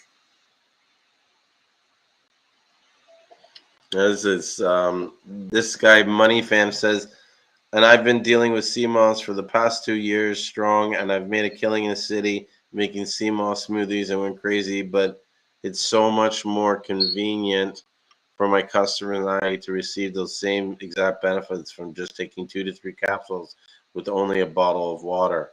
Yeah, it's true. You swear by the powder, right, Ricky? Do you sell smoothies or no?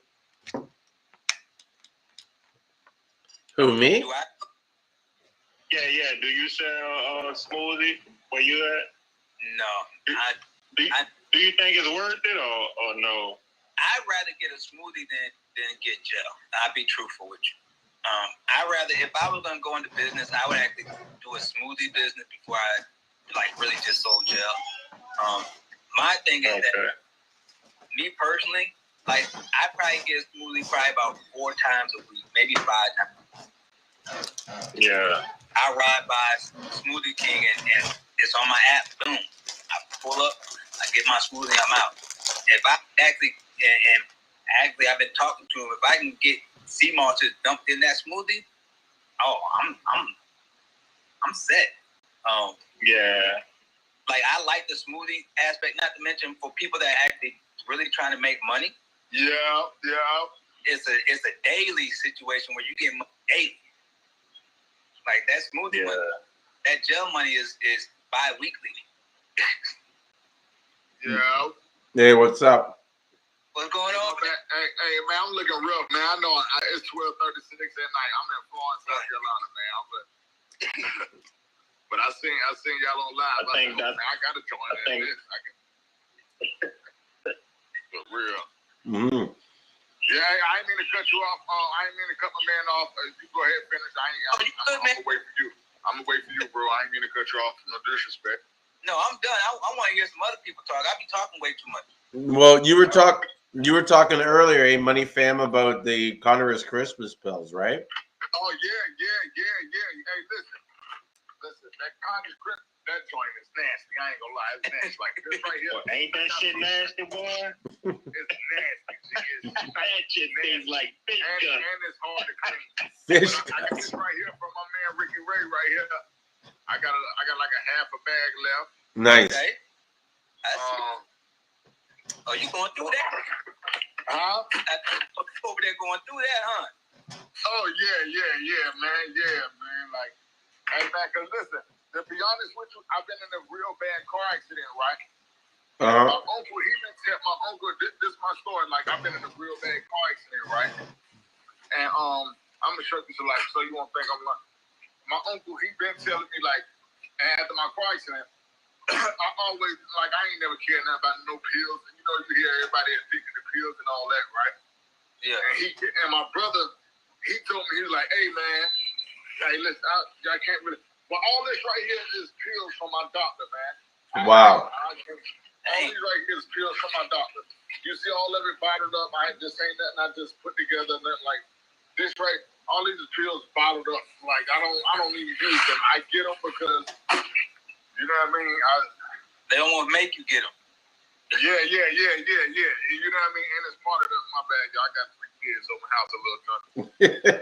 But it's okay. But long story short, I got addicted to Percocets, man. Like I've been in a real bad car accident. Like I got a spinal cord injury. Mm-hmm. So, and I got a high level spinal cord injury. So I can still walk and all that.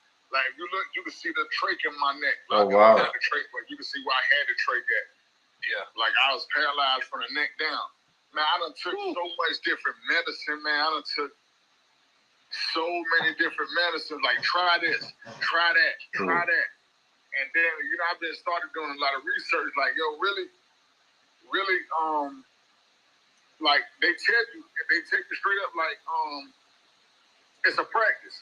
You know what I mean? Mm-hmm. It's a practice. They take you straight up like, yo, you know what I mean? You're going to a practice. And then I just felt bad, like, okay, that ain't working. Okay, well, let's try this. I felt like a guinea pig, man. Yeah. You know what I mean? They don't know what to do, really. They're just taking guesses. And I was like, shoot. I'm like, man, I got addicted to them Percocets. I done had Tramadol and Percocets and hydrocodone. The last thing they gave me was the Percocets, and I got addicted to it. I'm like, man, these things giving me energy. Like, so I'm up moving and walking around.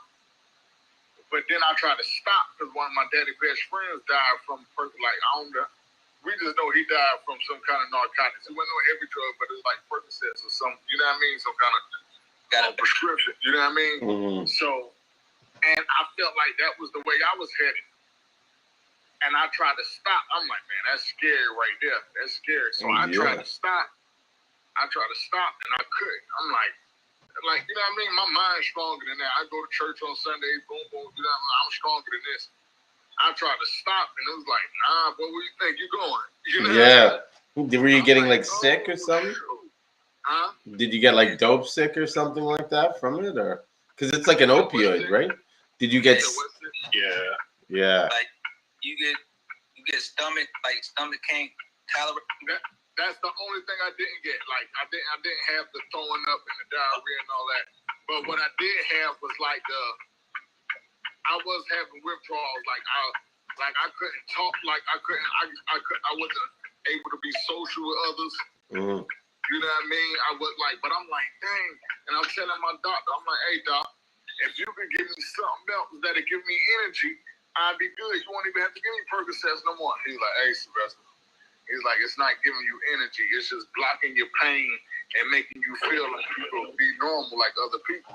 I'm like, nah, man. Like, this thing giving me energy. All I need is the energy. Well, if that ain't the problem, I just need something with some energy. And I don't know if that's wrong or not, but I was on Facebook and I seen this dude named G. Reagan. I don't know if y'all be on Facebook or not. Yep. But he was the first person I ever brought Seamoss from. And man, no, it's my uncle. It's my Uncle Willie. My bad. And then, but it's like he want me to turn up in Florence, South Carolina. I'm like, bro, we can make money together. But so my brother, he was telling me, he's like, hey, bro, I never took a Percocet before, but I know how you said them Percocets make you feel, but you need to try that Seamoss. And I'm like, what? He's like, bro, you need to try that Seamoss, bro. I'm trying to tell you. That junk make me feel the same way you say that them pills make you feel. But he ain't had to tell me nothing else. I'm like, what? You got something to make me. All I need was the energy. You know what I mean? All I need, because I took baclofen and muscle relaxers and, you know what I mean, gabapentin, all that stuff make me sleepy. With my body being already worn down, I don't need nothing to drag me down. You know what I mean? Yeah, you need something to bring you up. I tried that Seamoss. I'm like, oh shoot! I'm up here vacuuming again. I'm vacuuming the house. I'm up watching TV. I'm like, oh shoot! And I'm like, nah, maybe it's a mind thing. You know what I mean? I'm like, nah, this can't be this true because this joint is cheap and it's natural. Ain't no. Man, I tried it again like the next 2 or 3 days straight, and my whole city know me, and they know I've been in an accident. They know. Man, next thing you know, I'm walking around my neighborhood. I'm recording videos every day with me walking around the neighborhood. You know what I mean? And I'm like, yo, my intention was to never sell Seamoss or smoothies. But I started having people like, yo, man, we see what it did for you. Like, yo, you know what I mean? Like, yo, let me try that. And I'm like, hey, listen, man. And you know what my accident with a spinal cord injury, it could kind of affect your relationship too. That when the perks start coming into effect. And that when the perks will start You feel me? You feel me? Man, listen, man. Now it's like my nerves start to kick in. Like, cause like my nerves is bad. So it's like I'm like half of my body is desensitized. So I know I'm feeling something, but I'm not feeling what I'm supposed to be, what it's supposed to feel like. You know what I mean? Yeah. I'm taking that Seamoss. I'm like, I call my brother like, yo, bro, I can feel something. Now I'm like, ain't no way in the world ain't no way in the world this stuff right here, this cheap, and making this much of effect on me. Man, I put my whole city on the Seamoss, man. It was, man, listen, man. Oh my gosh, man, like this was like one of the most. This was like, you know what I mean? It sound like I'm a nigga on a commercial or something, but that Seamoss helped me out, and I'm telling my uncle, I'm like, hey, I don't think I need to take this at night because this thing kind of kept me up. He was like, yeah, bro, that's that energy. He's like, yeah, so it's just better. So I'm like, yo, every time I take it at night, I'm staying up to 2 or 3 in the morning. I'm like, yo, this joint is really giving me energy. Yeah. And listen, for real, whoever listening, whoever gonna see this later, Seamoss really saved my life and stopped me from being addicted to Percocet. Like, it wasn't, my accident was 2016. I got my first prescription of 2000. My accident was February 11, 2016. I got my first prescription of Percocet was probably in July because I kept telling them I'm gonna need something strong. I need something stronger for the pain. And nothing was working. It wouldn't work. I started going through withdrawals. I couldn't talk to nobody. I ain't felt like, you know what I mean? I'm flipping out on the kids, my old lady for no reason. That's not good. But you know what I mean? But that Seamoss really. Man, listen, that joint have you start looking at other stuff like, okay, maybe next thing you know, you start thinking about elderberry. You know what I mean? That's how it works. And burdock root. And it's like amazing. You know what I mean? Like, what? Now you're going down the rabbit hole. Yeah, the gateway. Right. Oh, hold on a second. Hey, Yusuf, can you mute your mic? Because all that stuff you're doing is making noise, and it's hard for us to hear each other. It sounds like some emergency lights on. Yeah, it's like tick tock, tick tock, tick tock. Yeah, man, I can hear everything. We heard you farting. I ain't know if y'all can hear me. That's why I was talking loud. And it's crazy because we talking. I'm about to take my pills before I go to sleep. Like I take. Hey, Ricky, don't be mad at me, man. But I had ran out of your pills, so I had to go to the herbal store. But I had got some I don't know if it's Nature Way or what, but I had got some these 2 bladderwrack pills, and that yellow pill is something called wild oil of oregano. Oh yeah.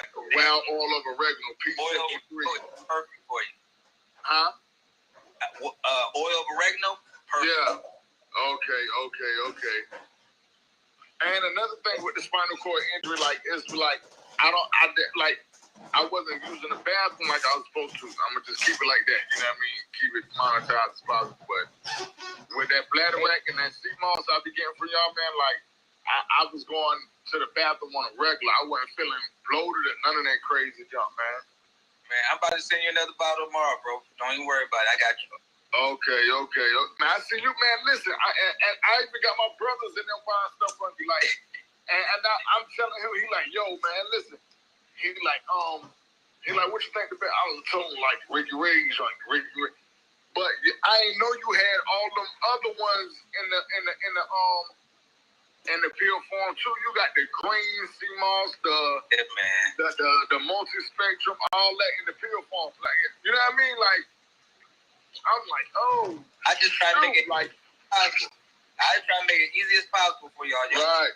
Whatever y'all want, you know, it's in the. You get in the raw form, you get the powder form, you get. Yeah. You know. And I ain't gonna lie, man. I ain't mean to make your name sound crazy, but that green, the green and the purple, everything else, nasty. You know that stuff is nasty. But you get in the pill form, it ain't nothing, man. You know what I mean? You get in the pill form, you know what I mean? You might have a little aftertaste, but it's a whole lot better than trying to make a smoothie every day. You know what I mean? Yeah. And then putting that green stuff in that multi-spectrum. But yeah. Yeah. Nice. Hey, what's your name, brother? What's your name, brother, at the top? Julien. Huh? Julien Jean-Pierre. Okay, where you from, brother? I'm from Toronto. You said Toronto? Yeah, Toronto, Canada. That's where I am at right now. Okay. I heard something about you. What you saying? You was in you said you you be in the ocean and all that with the Seamoss grabbing your legs, man. I want to go somewhere like that. Like I want to see exactly like where my medicine coming from. You You know what I mean? I know it might sound crazy, but no, dude. Let me know when you want to come down. We're doing the tours. We'll set you up. Yeah, okay. Yeah. And we have to get our Seamoss from the same people. Okay. Mm-hmm. It's brotherhood almost. Okay. I need to follow you. What's your name on here? Me at St. Lucian Seamoss. You said at what? St. Lucian Seamoss. Okay. Yeah. I might be following you. If not, I don't know. I might be following you, but if not, I'm gonna definitely follow you. What's Look, probably some of the best Seamoss you're gonna get. St. Seamoss right there with Julien. Yeah, thank you. I heard about it. They said they ain't got all them chemicals in the water and all out there from the boats and all that.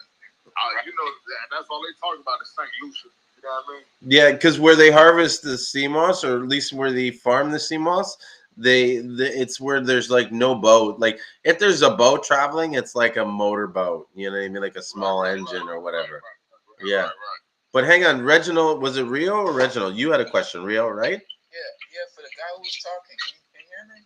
Yeah, I think he can hear. Can you hear him a little bit? Can you hear the guy? I can hear. Okay, go ahead. Okay. I have a question. Did it affect your vascular system? Your spinal injury and everything? Oh, you're talking to me? Say that again? Yeah. Did your injury affect your vascular system? Vascular. That sounds like the heart. It's the heart, and then basically, all the way it's like your lymph nodes and basically everything that's running through your body, how your blood's running through your body and everything, like the flow of your blood.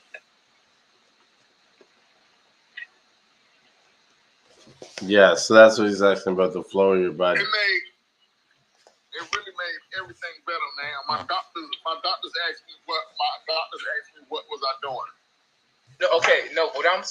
So what I'm getting to is if you ever look at the farm, because herbalists usually it's two key things herbalists look at. They use the shape of the plant, the color, and like master herbalists, and they know the names of it, the benefits and everything. But if you ever see the way Seamoss was grown, especially it looks like the system, how it spreads out. If you look at how the vascular system and the lymph node system, and basically how your blood is flowing, because if your spinal cord is messed up and your blood isn't flowing, and a lot of your neurons, the neurological connections from your brain and everything, it looks very similar to how Seamoss. I'm telling you, look how it grows and how the form of it. And the neurological friggin' system, how it looks is amazing. Like it's very intertwined and it looks very similar to each other. So anytime you're looking towards your herbs and you look into what to get, it can hint. It can give you a hint. Still research and still get consultation from a master herbalist or from your doctor, whatever you want to go to, but know what they're talking about. But if you want to hint what to go towards, your body will be able to tell you about the form of it. But I'm just letting you know that. Cool. Okay. I definitely appreciate it because I still go to my doctor, but I don't take none of their medicine. The only time I take their medicine is like a day ahead of time when I know they about to do blood work, or if I feel like they're gonna do blood work, because then they're gonna be like, hold on, we giving you this medicine. What you doing with it? So, but yeah, I'm definitely looking into where I was, and then I fell back. I had a lot of other life stuff going on with the kids and other stuff like that. But yeah, hey, and it's crazy because what you're saying sounds super familiar. Like it seemed like somebody brought that up to me before. Like what you're saying sounds real familiar, brother. Like it sounds real familiar. Mm-hmm. I think I don't know if I was seeing it on YouTube or or was it this show? I know another thing that kind of made me change the way I looked at food and medicine and all that. Right after my accident, my uncle he a vegan, and I ain't no vegan and nothing like that. Beef, but so I ain't no vegan and nothing like that. But he put me onto this show called on Netflix called fat, sick, and nearly dead. Oh. Yeah. And I seen that, and I seen the difference with juicing and just the difference between the way you eat. So I don't know if it was on that show or did I see it on YouTube? Because you know, once you start looking up health stuff on YouTube, other stuff start popping up. Mm-hmm. But what you saying about the shape of like the neurons in the spinal cord and all that, that sounds real familiar. If you can you send me a link if you find it? Like, can you send it to my inbox on MoneyFam06 if you could? Yeah, hold on. I'm gonna add you right now. I'm gonna add you on and then I got you. I'm gonna look it up so you can see. Okay. So is that the thing that, what do they call it? The Fibonacci formula? Isn't there some formula that or fractals or something that it's like all life like forms this like mathematical equation, and it's like called Fibonacci or something? Yeah, the numbers and the shapes. Yeah, I don't know the name of it, but yeah. One of the first things that I thought about, Rio, when you said that, it kind of like blew me like a mind blow. Like, because I mean, like if you look at the veins on the leaf, or if you compare it to the lightning in the sky, and you compare it to our veins, and everything is kind of connected. And then if you do go back to the shape and the form of how Seamoss kind of grows, everything is kind of connected. So it kind of goes with that like the flow of like our blood and everything, how you say the vascular system. So I mean that makes a lot of sense. Yeah, it does. Man, that sounds so familiar, man. I'm telling you, that sounds familiar. Seamoss resemble intestines sometimes too. There is shit. Yeah. Yeah, I make some Seamoss right now. I made some other early. Like I said, I done ran out of Seamoss, man. I done ran out of Seamoss, but you know what I mean? So right now I'm just taking bladderwrack and my little wild oil on oregano. Y'all put the Seamoss in your hair? Huh? Do y'all put Seamoss in your hair? The water, bro. What you soak the water in? That's that boom. Yeah, I put in everything. I put it all over my body. Yeah, I put Seamoss in my hair, Seamoss in my face, Seamoss everywhere. Like this. Mm-hmm. I've actually, you know what's funny? I've been really turned on to. Hold on, I'll bring it and show it to you. Y'all should try that Seamoss salt he had. You said Seamoss? Oh, the Seamoss salt. So my wife has started making fruit flavored gels. And so I never had fruit flavored gels. I'm too lazy, dude. But now it's so good. And I understand why some people only want to use the fruit flavored, you know? Mm-hmm. Yeah, because it's fucking tasty. Good thing. And that'd be my problem. Yeah. Like I have still that I just gone through it. Well, look how much I've ate already of it. And she won't, she's so good. I asked her how to make it. She won't tell me how to make it. She's like, no, you're going to go blab it all over your fucking live stream. I'm like, no. But it is good. So I don't know. Maybe I'll talk her into starting a business and you'll see her selling the gels. Yeah, man. I was going crazy with the gels too, man. I was going crazy with it, but I wasn't consistent. And that's what. But this was like one of my top smoothie sellers right here. Mm-hmm. Like so, I get the joints with the packs. Mm-hmm. The blends. Yeah, they come like 5 or 8 in the pack. What do y'all do with the water? What do y'all do with the water? Y'all soak y'all Seamoss in. What y'all throw it away?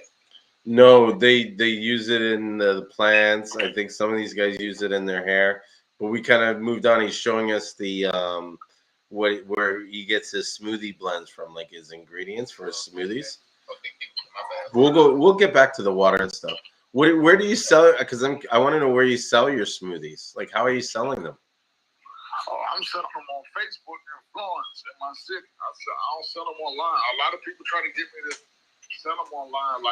But the thing is, even with me selling my gel online, I didn't feel comfortable, because it wouldn't still be the same weight, you know what I mean? And if people yo, get some ice packs or something like that, but it was too much. If anything, you know what I mean? I get some.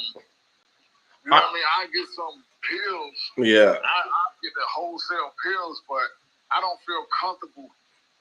You know what I mean? Even though they was buying it, but I didn't feel comfortable selling the gel online. Not online. I mean, through USPS. Yeah, sending it through the mail.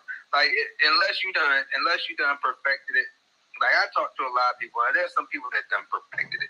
Me personally, if I don't feel bad if somebody gets a busted jar, or the jar, something happens to it. I'm a perfectionist. So a bad thing like that, I'm going crazy. Yeah. You could use plastic jars. I had that problem a few times too. But what you know what I do? I just send them another one. Okay, you know what I mean? Because I ain't trying to mess my name up. Okay, your jar is busted. Okay, my apologies. And then and with USPS, they ask you hey, do you want to put this as glass or be careful with it, something like that. Fragile. Yeah, fragile. My bad. It's late, man. I ain't gonna lie, it's late. But so you put it as fragile, but that still ain't gonna make the driver say, "Hey, be careful." You can tell them, but you know what I mean. He doesn't guarantee I just send him another jar. Man. Hey, man, that's on me. My apologies. I didn't. You know what I mean? Personally, carry your jar down there, but you know what I mean. You sent me a picture, so I'm gonna send you another one. Hopefully, it don't happen again. You know what I mean? Yeah. The worst come to worst, I'll send your money back.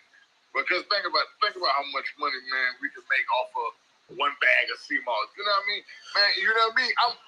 I grew up up under my father, man. I grew up under my father, and he was always telling me about flipping.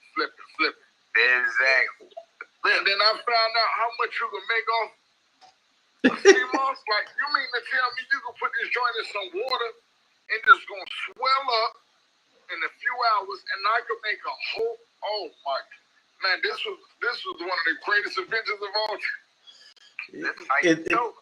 It's funny you bring that up, because I was talking to a Seamoss farmer today where he was kind of not really complaining, but kind of not wrapping his head around the fact that there's a lot of, and I agree with him in a sense, there's a lot of these guys that are making gels that are really putting a lot of pressure on these farmers to get the cheapest price. And it's kind of dude, you're making $400 a pound. What is $2 off your pound going to really do for you? Do the math. You're saving 30 cents off a bottle or something. Do you know what I mean? Sell more Seamoss. For the price we're getting it for now, because I really, truthfully, once more information comes out, I see it just going skyrocket up. Well, yes. I think there's gonna. I've been saying that. I said once the government find out where that money at, because I know the government seeing it now. And the crazy thing is, I keep thinking the government gonna look at Seamoss like weed. Man, listen, we can legalize this, not legalize it, but we got to figure out a way to get some tax. So these niggas making a lot of money. We ain't get none of it. You know what I mean? Yeah. They gonna figure out how to monetize it for themselves sooner or later. They're talking about it in St. Lucia. You know what I mean? They're just trying to figure out a way to make it work. Yeah. So and still everybody make money. See, no. Just so the government makes money and it's they'll be able to get their money.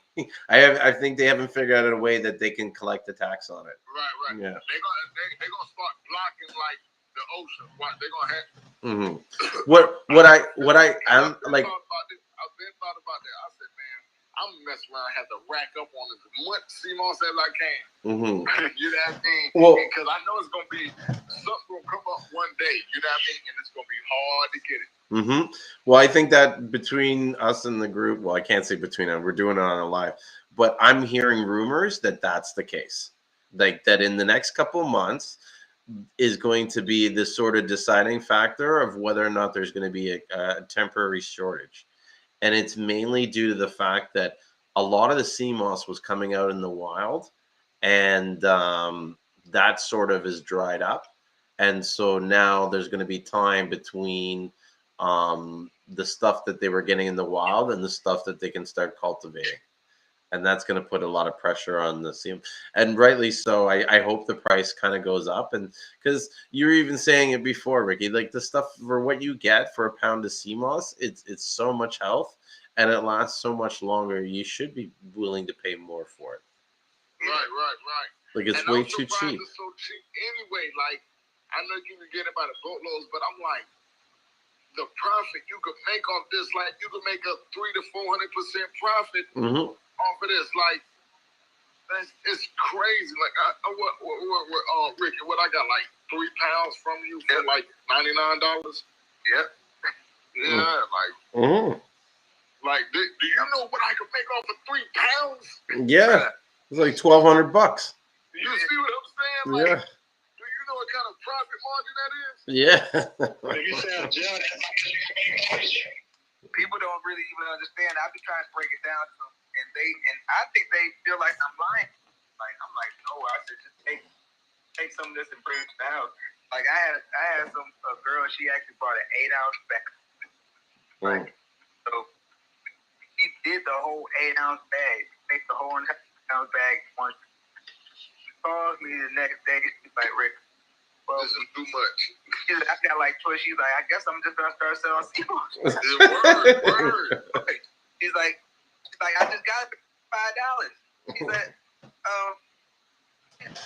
I got to sell Seamoss. I'm like, well, I said, the one you just made the money back. Yeah.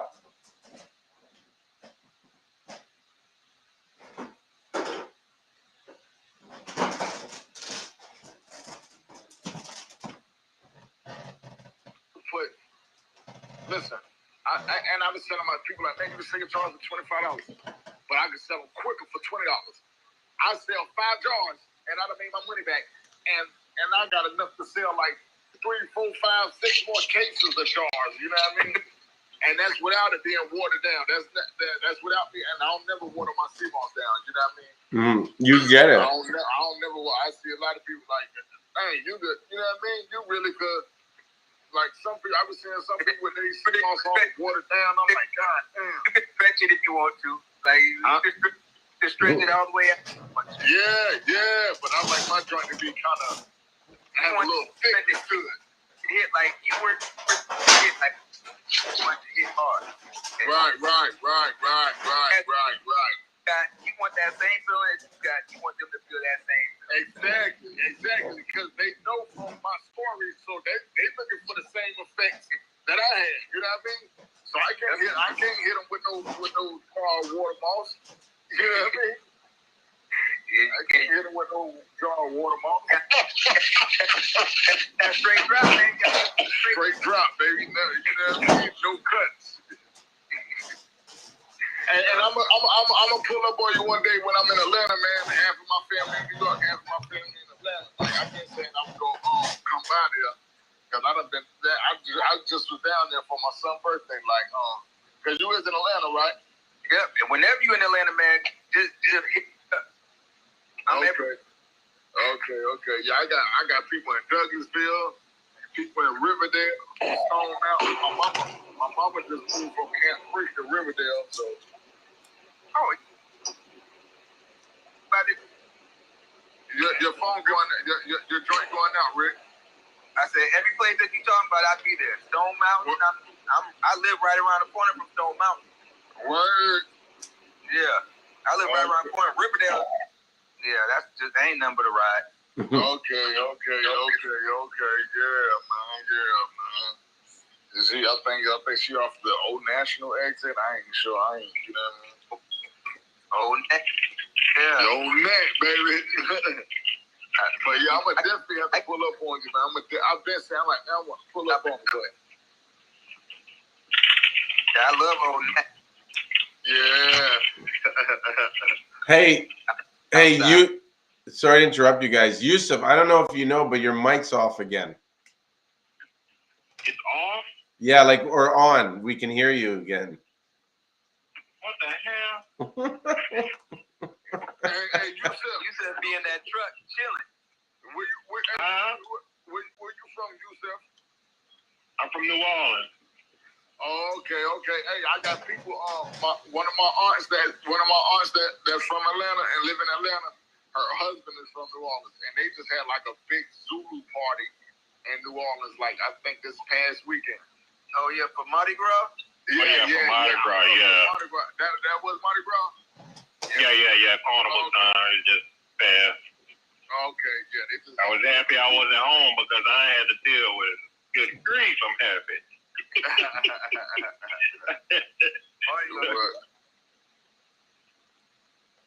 Mardi Gras is crazy. I actually been to one in Mobile too. The one in Mobile be crazy, but that one and you been in New Orleans before? Yeah, I went to New Orleans. Like I had been 19, 20 when I went to the one in New Orleans, and I was. Yeah, because sometimes they get wild, and you gonna see some shit you don't want to see. Yeah, man. I got that was like one of the first times that I think I blacked out. Oh shit. I don't first place to black out. Yeah, that ain't the place to black out, bro. I used to get off from work. I used to see women just laid out on the ground, bro. Bro, I used to be so scared. I was like, oh, I ain't even walking that way. I'm like, I'm going all the way around, boy. I'm talking about, bro, knocked out. Then they got a skirt on, legs gapped open. They just laid out of it. But I used to be scared. I ain't used to want to walk, boy. I used to be scared in New Orleans trying to go home at night. No, that's dangerous. I want to go to a Mardi Gras, man. I ain't been since I was a little boy. My daddy took us when we were some little chicks, man. But I want to go as an adult, man. Like, and I heard like the hotels ain't that much. Like, I don't know if it's true. I don't know who lied to you. Yeah, that's not. They lied to you. Hotel right now for next year. Yeah, motel tickets gonna be $300. Hey, you know, and I believe you too, because that's just like where I'm from. Like me, I'm in Florence. Y'all ever heard of Florence, South Carolina? Yeah. I'm 1 hour. I'm like 50 minutes from Myrtle Beach. And y'all ever heard of Bike Week? Oh. So, you know what I mean? Luckily, we got family and all that down there. But, man, listen, Bike Week, man, them rooms like... Oh, y'all got a Bike Week down there? Yeah, but I live in Florence. Myrtle Beach probably is like another Mardi Gras. Like in a different sense, though. I don't know how to explain it. It's like Freaknik. It's like Freaknik. There you go. Yeah, Freaknik. Yeah. Freaknik I don't even think they do that no more in New Orleans, man. That shit used to. Hey, I love New Orleans music, though. I ain't gonna lie. I love New Orleans music, boy. Listen. I love Juvenile in them. I like the New Orleans bounce. Like that bounce music. Yeah, I like the bounce music. I like the bounce. I thought you were talking about Juvenile, huh? Yeah, I mess with Juvie too. I just don't mess with the shoot them in the face and kill your dead homeboy music stuff. Like I ain't. These the NBA young boys. The last of the New Orleans music I listen to is Boosie. Nah, he not New Orleans though. He ain't New Orleans. He Baton Rouge. It's almost a whole different sound almost. New Orleans got its own sound. Yeah, New Orleans have. It is similar, but it totally is different. They talk the same a little, but different. A lot different. Word. Yeah. Who out New Orleans really popping right now? NBA. Nobody. He not from New Orleans. Yeah, He from Baton Rouge too. He not from New Orleans. See, that's my bad. I'm getting Baton Rouge and New Orleans. I thought all that's like the same thing. Like I mean, sometimes we consider all that the same. To be honest, people in New Orleans don't really care. Yeah, you just when you speak about Louisiana, but shoot, a lot of the music coming out of Louisiana is really from Baton Rouge right now. Yeah. I'm gonna tell you what I listen to, and I was just listening to on the night at my uncle's store. I put that Tuck on. I know about that Tucker. Who? T.T. Tucker? Tucker. I know T.T. Tucker from back then. He like some. He like house music. It's like he got like he do like house music. House music like Chicago house music? Nah, like New Orleans house music. I don't know what you mean house music. I never heard of like. I've never heard of New Orleans house. Yeah, you say you're not heard of house music? No, I've heard of house music, but not from New Orleans. It don't call if it's in New Orleans, they don't call it house music. You mean bounce music or what? I'm thinking, I was just listening to one of his songs. I think is it Candy Shop? I don't know. That sounds like 50 Cent with Candy Shop. No. Hold on. No, what it is, I think I kind of know what you're talking about. Like it's a. I don't even know if you call it house music. The local music. Yeah, it's like a. I don't think you call it house music there. It's more like it's not the bounce, but I really can't even describe it. It's like what you call local, but it's not the bounce. It's more of a local sound, but it's more like a. See, now I'm about to go to this link. Yeah, I don't know because we don't really have local. We don't really have local people anymore. And he a big deal too now. Like he a big deal. Like that man. Listen, I love his music. Like you ain't talking about Frida, huh, bro? You ain't talking about Frida, huh? You said Frida. That's the only person that I be seeing in New Orleans. I just put the link up there. I think he's from New Orleans. I ain't sure, but I think he's from New Orleans. Now you have me looking up Tucker. Hey, listen, like if that's like if you like house music, like hey, anytime I go to my aunt and since her husband from New Orleans, like, they the ones that put. He might be Tucker because I know an old dude, T.T. Tucker. That's about it. Yeah, he an older guy. Click on. Matter of fact, check your phone. I'm just sitting there. Somebody T.T. Tucker from around the way and something. It's like bounce music, but not bounce music. Yeah. I guess that's like. Yeah. If you talking about Tucker, T.T. Tucker, that's like from like 95, 94, and 96 and shit like that. Unless he still making music, I don't know. I don't know nothing about the numbers. I'm talking about 1994. Oh, it might be. Yo, I don't even know, man. Like I just know he got some good music. Like he ain't no new rap. He ain't no rapper or nothing like that. But he got that New Orleans feel. You know what I mean? Yeah. But my people like he call himself he's from. They call themselves the Zoo Boys. You ever heard of the Zoo Boys? Nope. Okay. Mm-hmm. Yeah, they from like the crazy parts of New Orleans, and I done been down there. I ain't never been to the Mardi Gras, but I done been down there with people and all them. But I mean, yeah, you got multiple crazy parts because not a crazy part is the East where all the people had money. That's where you don't want to go now. Yeah. It was in the city at first, and then it switched to my side. Was like the West Bank of New Orleans, and that was horrible for a minute. But right now, I don't even like driving around in that city. Okay. Yeah. But that's what's up. Hey, listen, man. I got to take my kids to school in the morning, man. Y'all have a blessed one. I hope everybody have a prosperous day, prosperous week. I hope everybody prosper, man. Yeah, man. Thanks for coming and joining us and gracing with your presence and sharing that information, man. I'm gonna send that out to you tomorrow, bro. Okay, appreciate it. And you can check my inbox. I got my Instagram, and I left a comment on your, I left a review on your page too. Yeah, and if you know what I mean. And if people wanted to get products from you from a local area, they just hit you up, MoneyFam06. Yes, sir. Yes, Wicked. sir.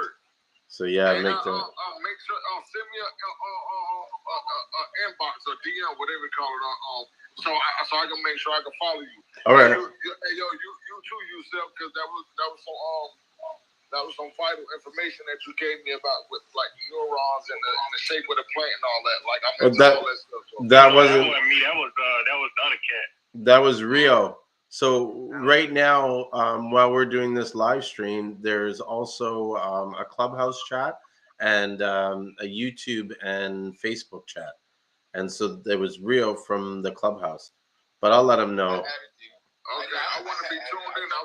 This is stuff that I'm tuned in. I ain't into the, you know what I mean? I want to be tuned. I want to be in tune, man. This is the kind of energy that I'm in tune with. You know what I mean? It's motivating, man, for sure. Right, it motivates everybody. Right. Yeah, for sure. We'll come by anytime. We do this Sundays and Wednesdays. Yeah, usually after 9:30, but sometimes I start late. Like today, I started at 10:30.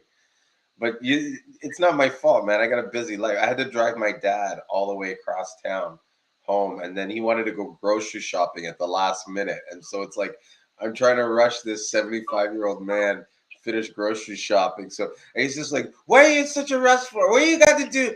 What do you mean live stream? So what? I don't eat because you're live stream." Hey, you said you in Ontario, right? Yeah, Toronto. Hey, y'all ain't blocking our border no more, are y'all? No. I watch CNN all the time. They say y'all truckers been blocking. Y'all truckers been blocking the way. Listen, No, they stopped it once. They talk about somebody trying to bring some guns in there for the truckers, which they never showed the guns, never showed the truck, never showed nothing. They were just trying to start something so they can go out there and like really mess over those people. Because it wasn't more than truck drivers. That was just people in cars out there. People came out there with their tractors and stuff like that. Farmers was out there. Everybody out there. They said the United States lost millions and millions of dollars every day because the truckers said they wasn't working or blocking the borders or something like that. They're about to start losing more money right now too. The gas going up to $5. But I ain't about to be out here with no $5 gas. But hey man, please don't get me started on this Russian conversation. Please, man. Yeah, you were trying to get off. You were trying to get off, and now I was trying to get off, but man, hey man, politics. Yeah, for real. Yeah. All I got to say, bro, the United States ain't got shit to do with that. They need to mind their they need to mind their damn business. Leave the people alone. Let that man take his land back. and let China take their land back. Leave them alone. I don't want no beef with China. We can't handle that. No, China and Russia. Because China's standing by for Russia. Russia and China is homeboy. Yeah, we can't handle China. I'm sorry. No, they say we got number one military in the world. Man, that's a lie. That don't mean nothing when we owe so much. Yeah, that's true. Why we owe China so much money, man? Because if they sanction the United States, we fucked. Yeah, if they cut off our supplies, we done. Mm-hmm. Hey, but you see, we slapped the sanctions on Russia. They said their dollar is worth less than a fraction of a penny right now. Do y'all see how many companies cut Russia off like Netflix, YouTube, Visa, MasterCard, McDonald's, Starbucks, like, hey, yo, that don't even mean nothing, to be honest. Hey, listen. I think it means a lot now. Think about it. You wake up and all your goddamn communication is gone. You know, you can't. You go. I mean, they have their own communication. They just don't. Can't even pay your bills. No, they have all of that communication and shit amongst themselves. They just not linked to the U.S. in a sense, but the U.S. still own all of the the banks and shit like that. So it's kind of messed up. Yeah, you know? Yeah. So it's a sad day in goddamn Russia too. I ain't know sanctions had that much of a fight. That's why people need to be. That's why people need to be self-sufficient and do their own shit. But nobody, United States don't want that. No. We need to make our own damn oil. I thought it was impossible. I thought we just didn't have no goddamn oil plants or something like that. You know what I mean? But everybody else. Yeah, but see, that's what it's about too. Putin don't like the fact that they trying to run that pipeline through there. The U.S. trying to get their allies to run a pipeline through there. And Putin was supposed to run their pipeline through there with the gas to make money. So the U.S. really trying to fuck over them and cut them off from making money. Mm-hmm. So they're trying to cut China and Russia off from making money. Hell no, man. Everybody was spending money with Russia. You know what I mean? No. You got to understand why the U.S. want Ukraine to be allies, because now they get to run the pipeline through there with the natural gas. That was Putin's idea. Now you're trying to cut Putin off from making money. Mm-hmm. You're trying to cut him off.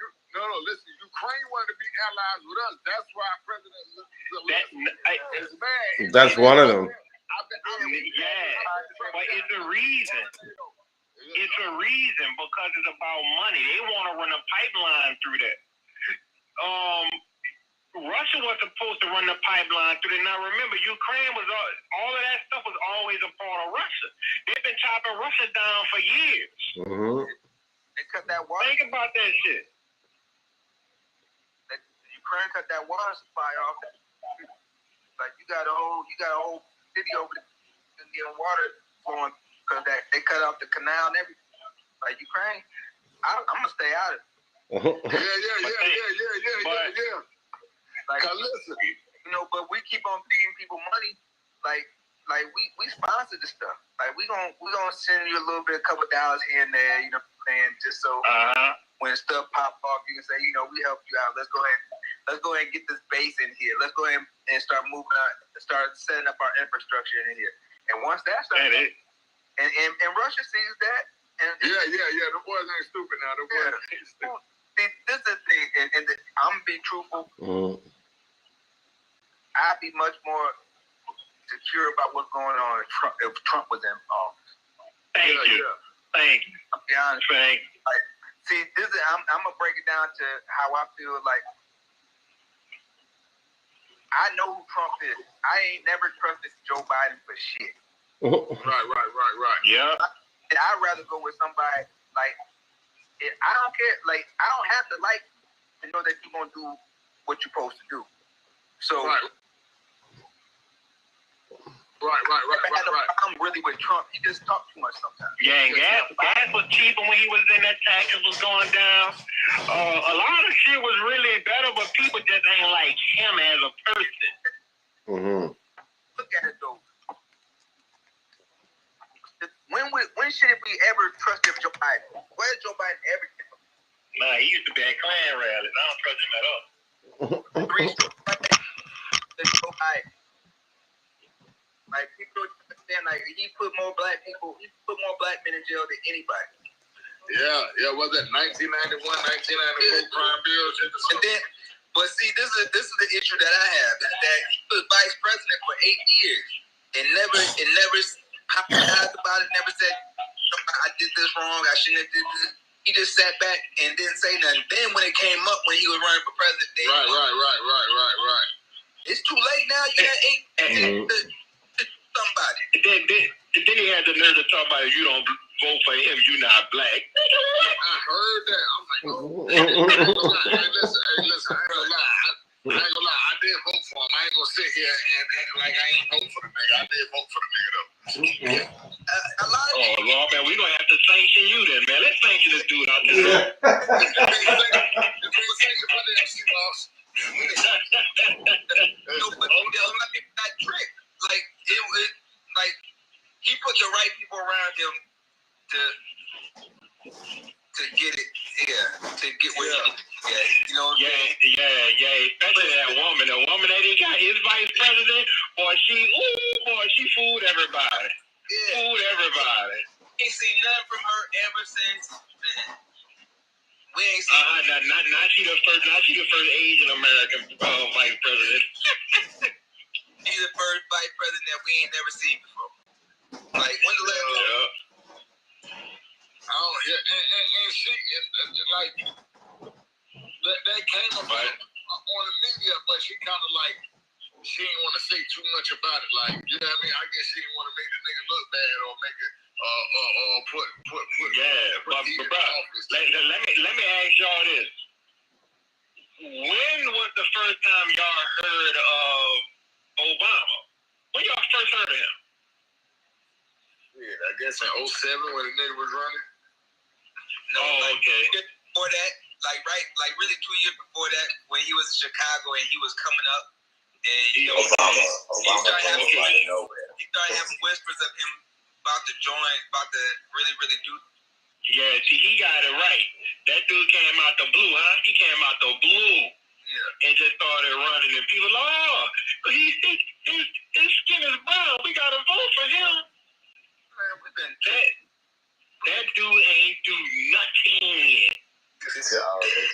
I know my people. He ain't do nothing. You know what he did? He made me lose a lot of money. No, he set us back. Because what it did, we got a company. Yeah. Like really, what before then, before Bush, and people don't really understand it, but Kanye had us on 10 about George Bush. You know what I'm saying? We were ready to go. We were like, nah, man, we ain't did it.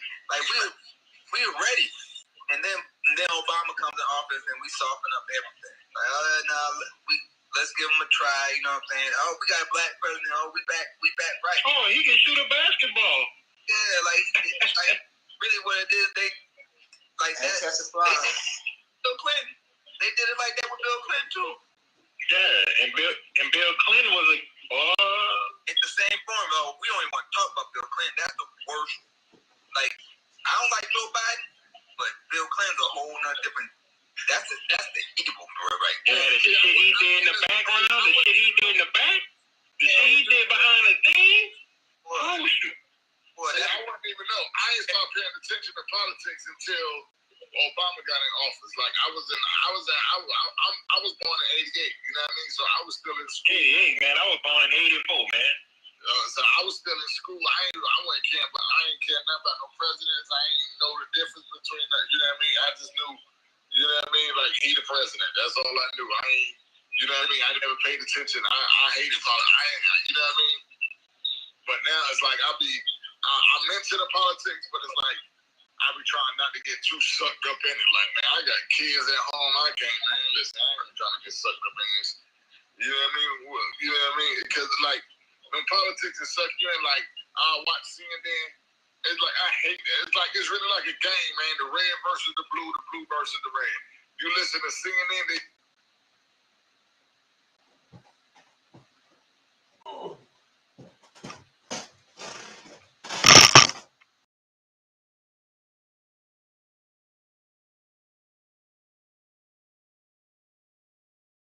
Got to get BBC news.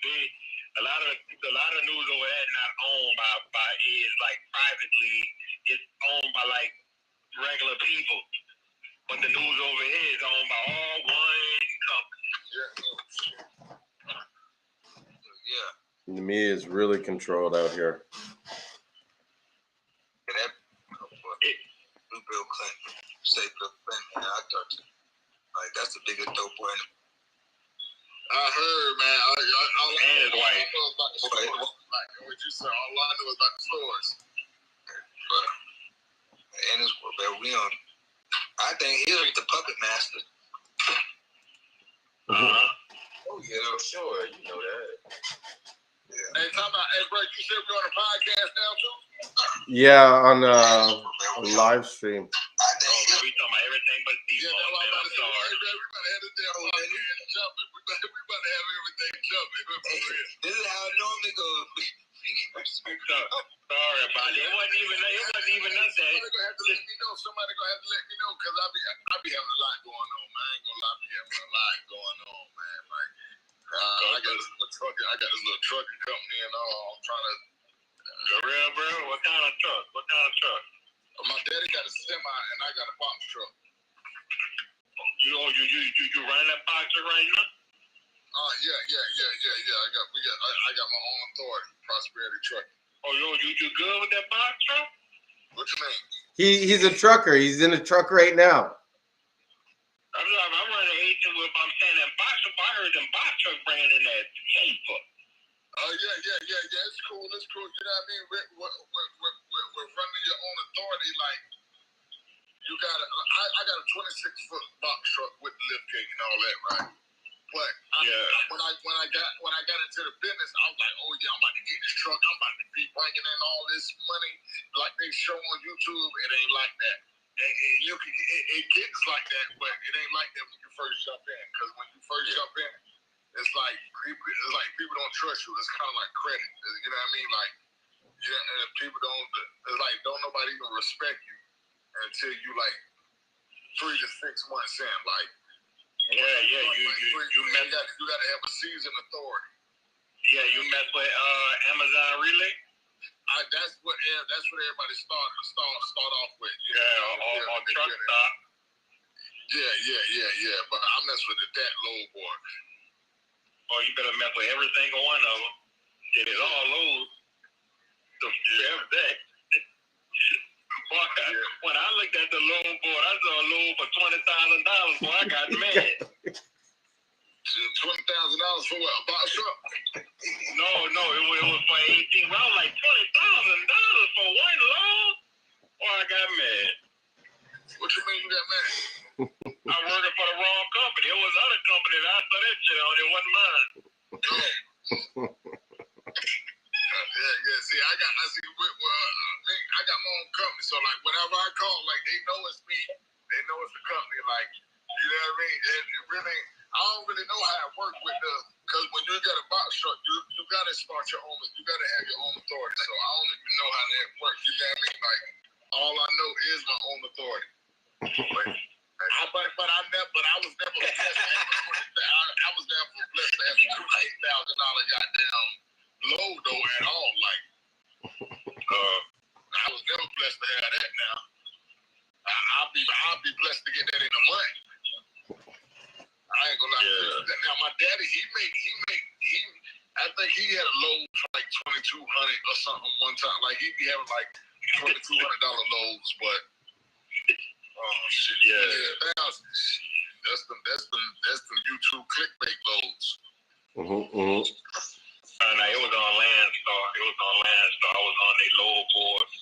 Yeah, he used to drive for Landstar, but it's like, oh shit, man, we talking about truck, man. Sorry, man. Seamoss, you know, moving Seamoss. No, well, I don't know if you guys caught it earlier because I started dozing off a bit, and I opened my eyes, and Rick's like watching me, and he's kind of like showing his wife, like, look, he's sleeping. I'm like, fuck. Listen. Anytime I get on live and I go and I get to see you, I can always tell when you about to fall asleep. I say, here we go. Yeah, here you go. So all the time too. I've been trying to get off the phone. You keep dragging me back in, man. I mean, that's how it is with this Seamoss talk. At like 1:30. 2 o'clock is the so it's supposed to be 1 o'clock, but the 2 is the absolutely cutoff. But around 1:30 you start to go. Like it slowly start to ease in. You start to scoot back away from the camera a little bit more. That's it, yeah. That's a wrap. You'll see me disappear from the screen a bit, come back, yeah. Yeah. But what I gotta do, I gotta talk to my buddy Ashen. When I was in St. Lucia, like, dude, we would get up every morning at 5:30. So sometimes we're out at 10 o'clock at night somewhere, drinking beer, smoking all day. So I would just crash out and be like, so he's got like a collection of videos of me like falling asleep in all these different places and just being like, so I told him, I said, you gotta send it to me, and I'm gonna create like a montage of me just dozing out. Because when you're in the water burns you out. Like if you're in the ocean all day, when you get out, you're just like burnt, like ready to knock out. Yeah, man. That was funny. Yeah, it's about that time for me too. Yeah. So, oh man, I don't be riding, man. I only got like an hour left. Y'all put the long clip in my. You said about the I got an hour left, bro. I'm trying to make it home to New Orleans, so I'm gonna be there 1:36. That's what it's telling me. You know what you do? Watch the show. What? 136. It's 140. It's 140 where I'm at. Yeah. You watch the show on repeat. That's what you do. But you know, Yusuf, the other day you fell asleep on the on the live stream. I know that I probably was snoring and everything. I probably was out there. Dude. I woke up. I was like, man, why you kick me out the room? I fell asleep again. No, at one point I had to move him to the audience because it was like I couldn't mute him, and he was just like. Look,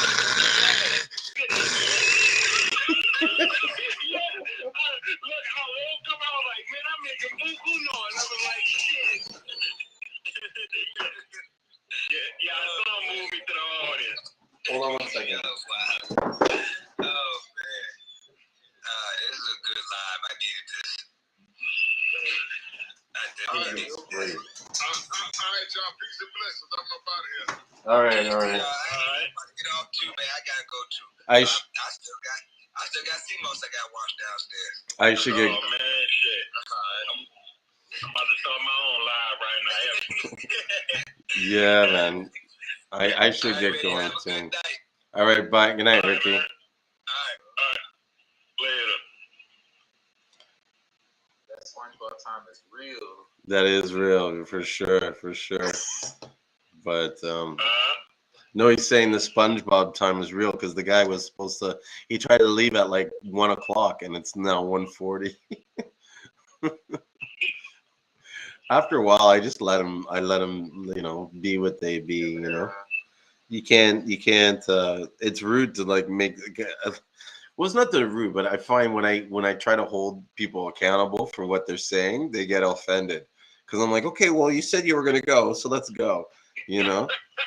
But the funniest thing, as I say that, it makes me think about this. What happens to me a lot is I'll be talking to someone and someone will go to me like, oh, well, listen, I don't want to take too much of your time, so I'm going to let you go. And then I'll be like, oh, well, no, I actually have free time. You don't need to let me go. And then there's this long, awkward pause. And they're like, well, actually, I have something I need to get done. So, like, why didn't you fucking say that? You can try to make it seem. About 2 o'clock? What? Sorry? What time is it by you? 1:42. 1:43 now. And I should go to bed late because I have been talking loud and like it keeps the whole family. Listen, the family hates Sundays and Wednesdays. Yeah, because they're laughing all loud, enjoying. They trying to go to sleep. You being all loud, talking about Seamoss. What do you got to talk about Seamoss? Every Sunday and Wednesday. Yep. And I was gonna say, well, who pays the bills here? Seamoss pays the bills. So we're talking about Seamoss, all right? I'm fucking. Hey, but I wanted to say, like, since okay, I real quick. Well, shit, I'll be driving for an hour. I guess y'all about to go. No. I'm gonna just start my own live. Trucking with you, sir. Trucking with you, sir. Well, hang on. Before we go, Rio was asking a question. I don't know if you were able to hear him. For both of y'all. Hold on. Let me get back on Clubhouse right quick. Okay. Right, I think it's hard for him to hear you. That's right. Now this is for both of y'all because you since you and whatchamacallit, since you deal with St.Lucian people, so like I was thinking like for people, I mean I don't want to say third world, but just so since it's classified third, and you said you a trucker, but I was thinking like in Florida there's a lot of storages that is just left. People have a whole bunch of stuff in storages. You can buy these storages for like dirt cheap, right? So if you had a ground man to actually go and buy storages and go sit through them and get stuff like DVDs. I'm done. I'm down for it. Find out how much. Find out how much the barrels. I know what you're talking about. Mm-hmm. But you said you would be the transportation. You could because that's the biggest problem is actually finding a reliable trucker to transport it to the dock, get it the actual the box. Mm-hmm. But see, I will be able to do that, but this is not my truck. I'm leasing it on another company with another company. Mm-hmm. Okay, that's why I was trying to make that connection, see if that would work. But okay. But the storage idea is a good idea. I do stuff like that already, where yeah. So I buy stuff and I flip it, and or I'll buy stuff that are people are moving out, like closeout sales and stuff like that. I'll buy like sites that have been like demoed, like if the place is going to be demoed. There's like right now in my warehouse, I don't know if everybody's seen it, but like in the background there's all this crap in the background, and what it really is that the guy that I rent the space from, he has a company that demolition stuff, and so I have an arrangement with him where all the stuff that he finds somewhat usable, he brings to the space and dumps it there, and then my family goes and puts it online and flips it. And like on an average week, we make like I don't know, about $1,000, $1,200 a week. Yeah. Well, that goes split between the guy. So it's my wife that does it really. So she makes like almost I'd say realistically, say 500 every 2 weeks. So let's say anywhere from 1,000 to 2,000 a month. She makes selling stuff online that she gets for pretty much free, and she just kind of flips it over. Like we have a bunch of Coke fridges and shit right now that she's selling for like $600 each. Yeah. And see, my problem is, I wouldn't do. I'm not gonna get. I had the idea, but I can't execute because I don't have a space to keep. If I was to start doing that, you need space, so you have to get it moved. Here's the thing. You have not figured out how to get a space. It's not that you don't have a space. You have a space. You just haven't figured it out. And so a lot of times, like and I'm saying this because I just want to illustrate to people about how the language we use when we talk to ourselves, we actually create environments that limit and sort of enslave us into that sort of self-prophesized reality, which is not the real reality. Yeah. Like you can find the storage space. You know what I mean? You can. There's a lot of things you do. You just got to work. It's like the question is, how hard do you want to work on it? Like, are you willing to work for the next 2 months to figure out the problem? Yeah, I mean, if I know it's going to prosper, I mean, not even I know everything. Prosper, listen, everything is going to prosper as long as you see it through. Right. When people fail, it's because they don't work hard enough and they don't see it through. Yeah, you're right. You're really right. I should have been one of the rich guys right now. I'm telling you, if you got a chance, you gotta take that shit. Don't do like I did. Trust me, brother. Yep. I should have had more than 1 million Bitcoins right now. Yeah.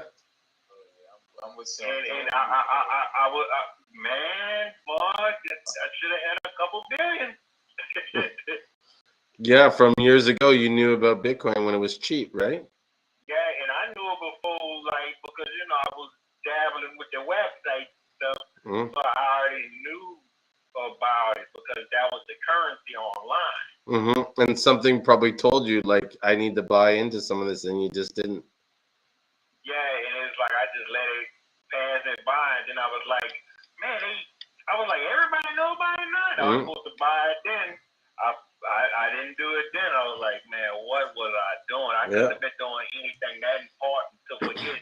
I guess I don't know. I guess I was. I don't know. I believe that God is constantly giving us opportunities to bless us, but we miss them all because we're just not. We don't believe in ourselves. We don't believe in these signs that are coming to us. You know what I mean? I do it all the time. I second guess myself, and when I do, most times it results in that kind of same situation you have, where it was like, fuck, what was I thinking?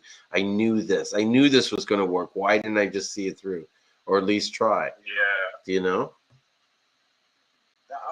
I'm gonna go through it, and the reason why I was thinking about it heavy is because well, with the COVID, I know it's bad to think about it like this, but a lot of people passed away from it. Like mostly old people and storage. So just I thought about, I was like, man, so much storage is probably sitting out there. But what I would even do is look into getting a storage in the storage place where you're buying the storage places, and then you. But you see, once you buy it, you have to get rid of it. They give you a time. Most of the time, it's like 24 hours, right? Well, this is why I'm saying you want a storage unit in the same place where you're buying the storage units, because what you do is you filter. Sorry. Oh, that makes sense. No, it does make sense. It does, right? But the thing about it is, I would start from a large scale, but it's storage is all over, right? I know I wouldn't buy a storage. I think that's what to do. Buy a storage for each one of these storages and just do it like that. And just throw away the stuff or donate it. I would really want to donate these clothes and stuff like that. And then like and you know what? I had another idea. You know what escape rooms, and they have things called rage rooms. And I was like, man, just send them to like stuff like TVs or like box TVs, like the big movie TVs, and like even sometimes you can set up like they like furniture and in there and stuff like that. Give it to rage rooms, and you can give it to home. I mean, if it's good condition, you can give it to Goodwill and stuff like that. But give those to rage. Set up So. And then, go ahead. I was gonna say I have an idea. Like I have a fucking million ideas. First of all, I want to say that I don't want to sound cocky, but it's true. And one of the ideas that I've had for a long time, and I could share it because I don't know if I'm ever going to do it, is I had this idea to create basically an environment which is similar. You know what karaoke rooms is? So imagine a karaoke room. Right, like in Toronto, I'll paint it like this. In Toronto, in the Asian communities, they have these places, these buildings where you go to, and it's kind of like everybody can rent their own karaoke room. So it's not one giant karaoke room where everybody is karaoke, but there's like 30 rooms in the building. Each room has their own like karaoke player with a big screen TV, and it's got like a couch and a chair. And these guys go there and they smoke their cigarettes and they do karaoke. And the bartender, like the waitress, comes in and sees what they want, but it's like their own private room, right? So imagine that, except instead of karaoke, you're playing video games. And you're running in a system that is like a high-end server thing where we're dealing with the fastest network, and you can go to the front counter and rent the sickest controllers and play whatever games you want, and you can rent like whatever system console you want in the room. And so the idea is you get like 4 or 5 of your buddies and you go in this room and play video games, and you can drink beer and smoke cigarettes because they'll have a filter in it and stuff like that. And you just rent this room by the hour as like a chill hangout room. Okay. I'm gonna have to send you something. I'm gonna have to send you some information on it because I know some as far as the game. It's a guy I can give you his information, and this guy one hard drive, all systems, all remote. All you need is a PC. You don't even need the counter. There you go. And you can do that. You get some really fast, super high PCs, and then you get some ridiculous, like giant, like you have 100-foot screen TV or 100-inch screen TVs in all the rooms. Like it would be one of those rooms where it was like, this is the ultimate fucking video game setup. Like it's better than anything that anybody has in their homes. That's why you're renting it. Right. It will work because I know a lady. The guy I worked with, his mom, has a truck. She rides around, and that's what she does. She sets it up. That she goes to events and stuff like that. And she sets up. So that will work for sure. Especially how you saying this is a high end. You want certain specs. So if you have people who want to compete in, because gaming, like with the streaming and being able to stream a game, but the competition wise. Some people might not and just want a space, if they just want a quiet space, just to do certain things and hold events or whatever. It for sure. It's just the locations will have to be there. That's the only thing you have to nail, the location, and then you have money right there for sure. I think so. But it takes that's going to take money to start, and the reason why, because the high-end pieces for a system, especially PCs, they going crazy, especially with the shortage of chips. No, it wouldn't. The PCs, it wouldn't have to be like that. It wouldn't have to be like that. That's why I was telling him about this guy. It wouldn't be that much. I saw this guy take a computer off of Amazon and made it out of an arcade machine. Like this guy is good. He makes some of the best high-end arcades. He builds them from scratch. Or if you want a computer, he'll build a computer and put everything on it. The computer works with a Wii remote, PlayStation remote, Xbox remote. It works with whatever kind of remote that you want and whatever system you want. He can put it on the game, on the computer, and he has all systems from like even before Atari. Oh wow! All that stuff is on. I'm talking about everything, held hand, everything is on one system, and you can play it on a TV. Do you remember Amiga? You remember the computer, the Amiga? That was like my favorite computer.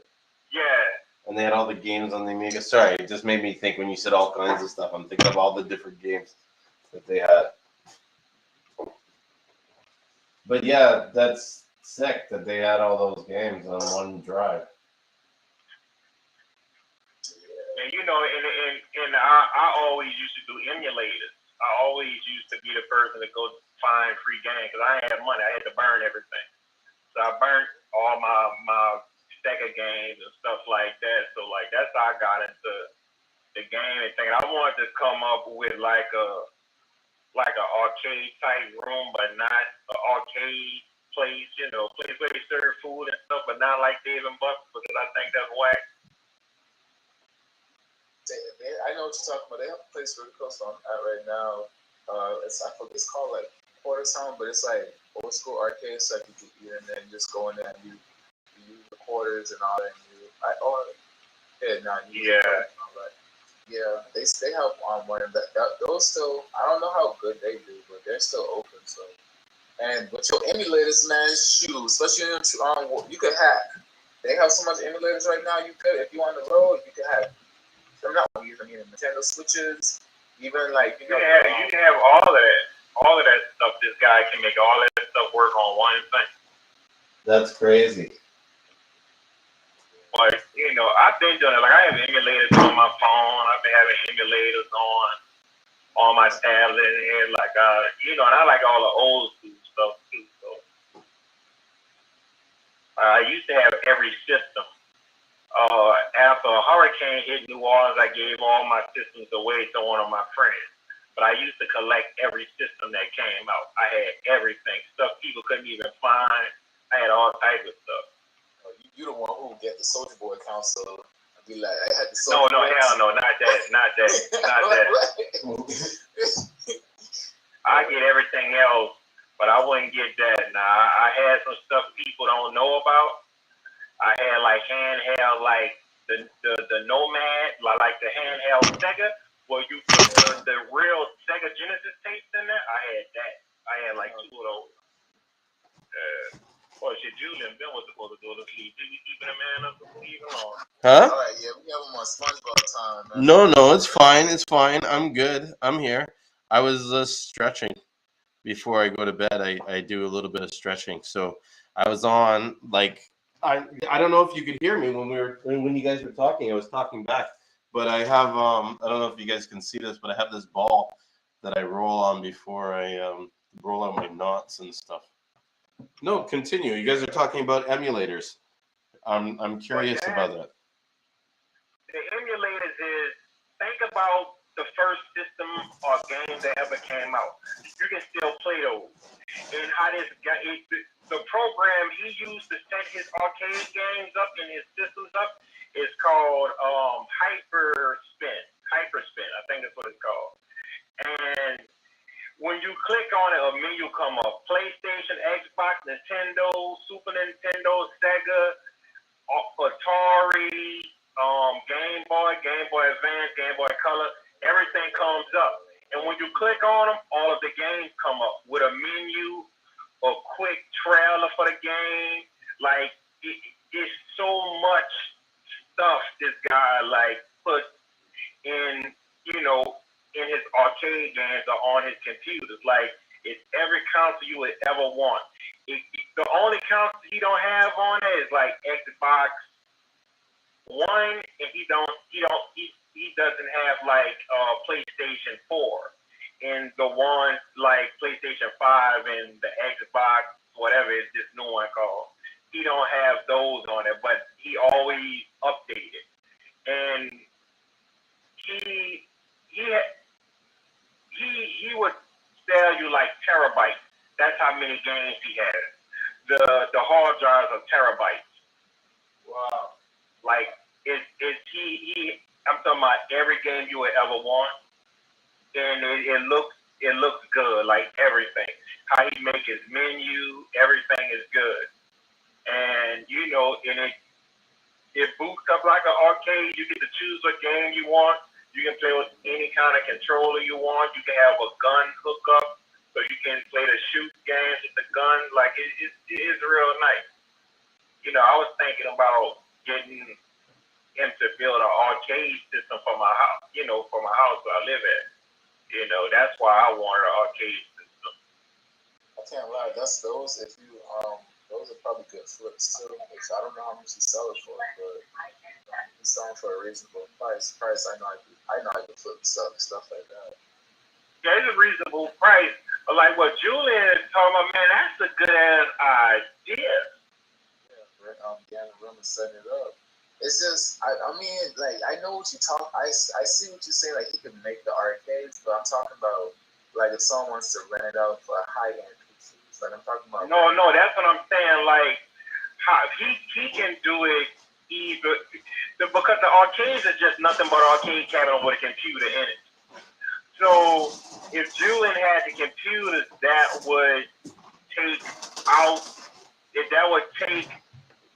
he wouldn't have to buy systems. He buy computers, and you just switch the system, or they can choose all the systems from one menu. Whatever system they want to play is on one menu. And everything from the first game system, first arcade systems, all of that is on one system.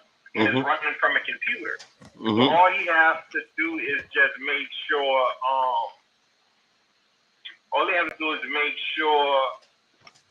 the game is installed on a computer, because it boot up as like it's an arcade. It boot up like one system. And from that boot up screen and menu, he gets to choose anything he want to play. He can play everything from arcade games on. He can play handheld, anything like that.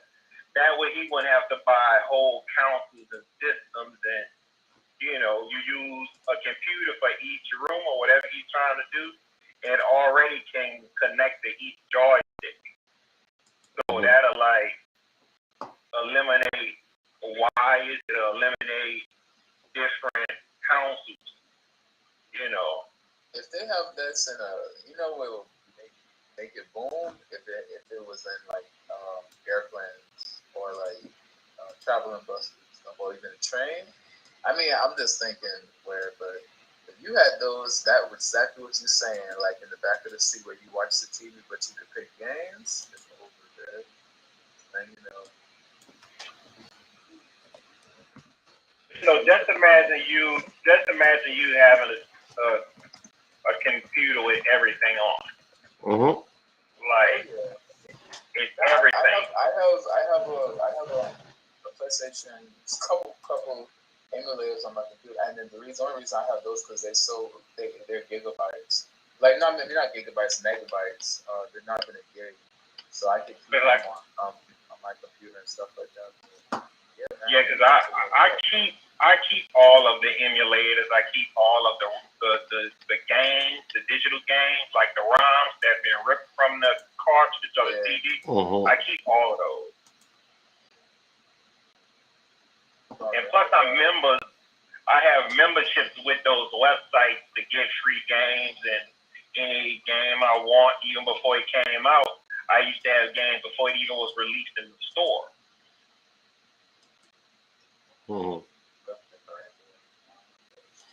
Yeah, you can get so many of those games, and I could see how, like, with the setup you're saying, like with a really fast system, you know what I mean? You can almost even like serve the stuff on a network. Yeah, that's exactly how it would be.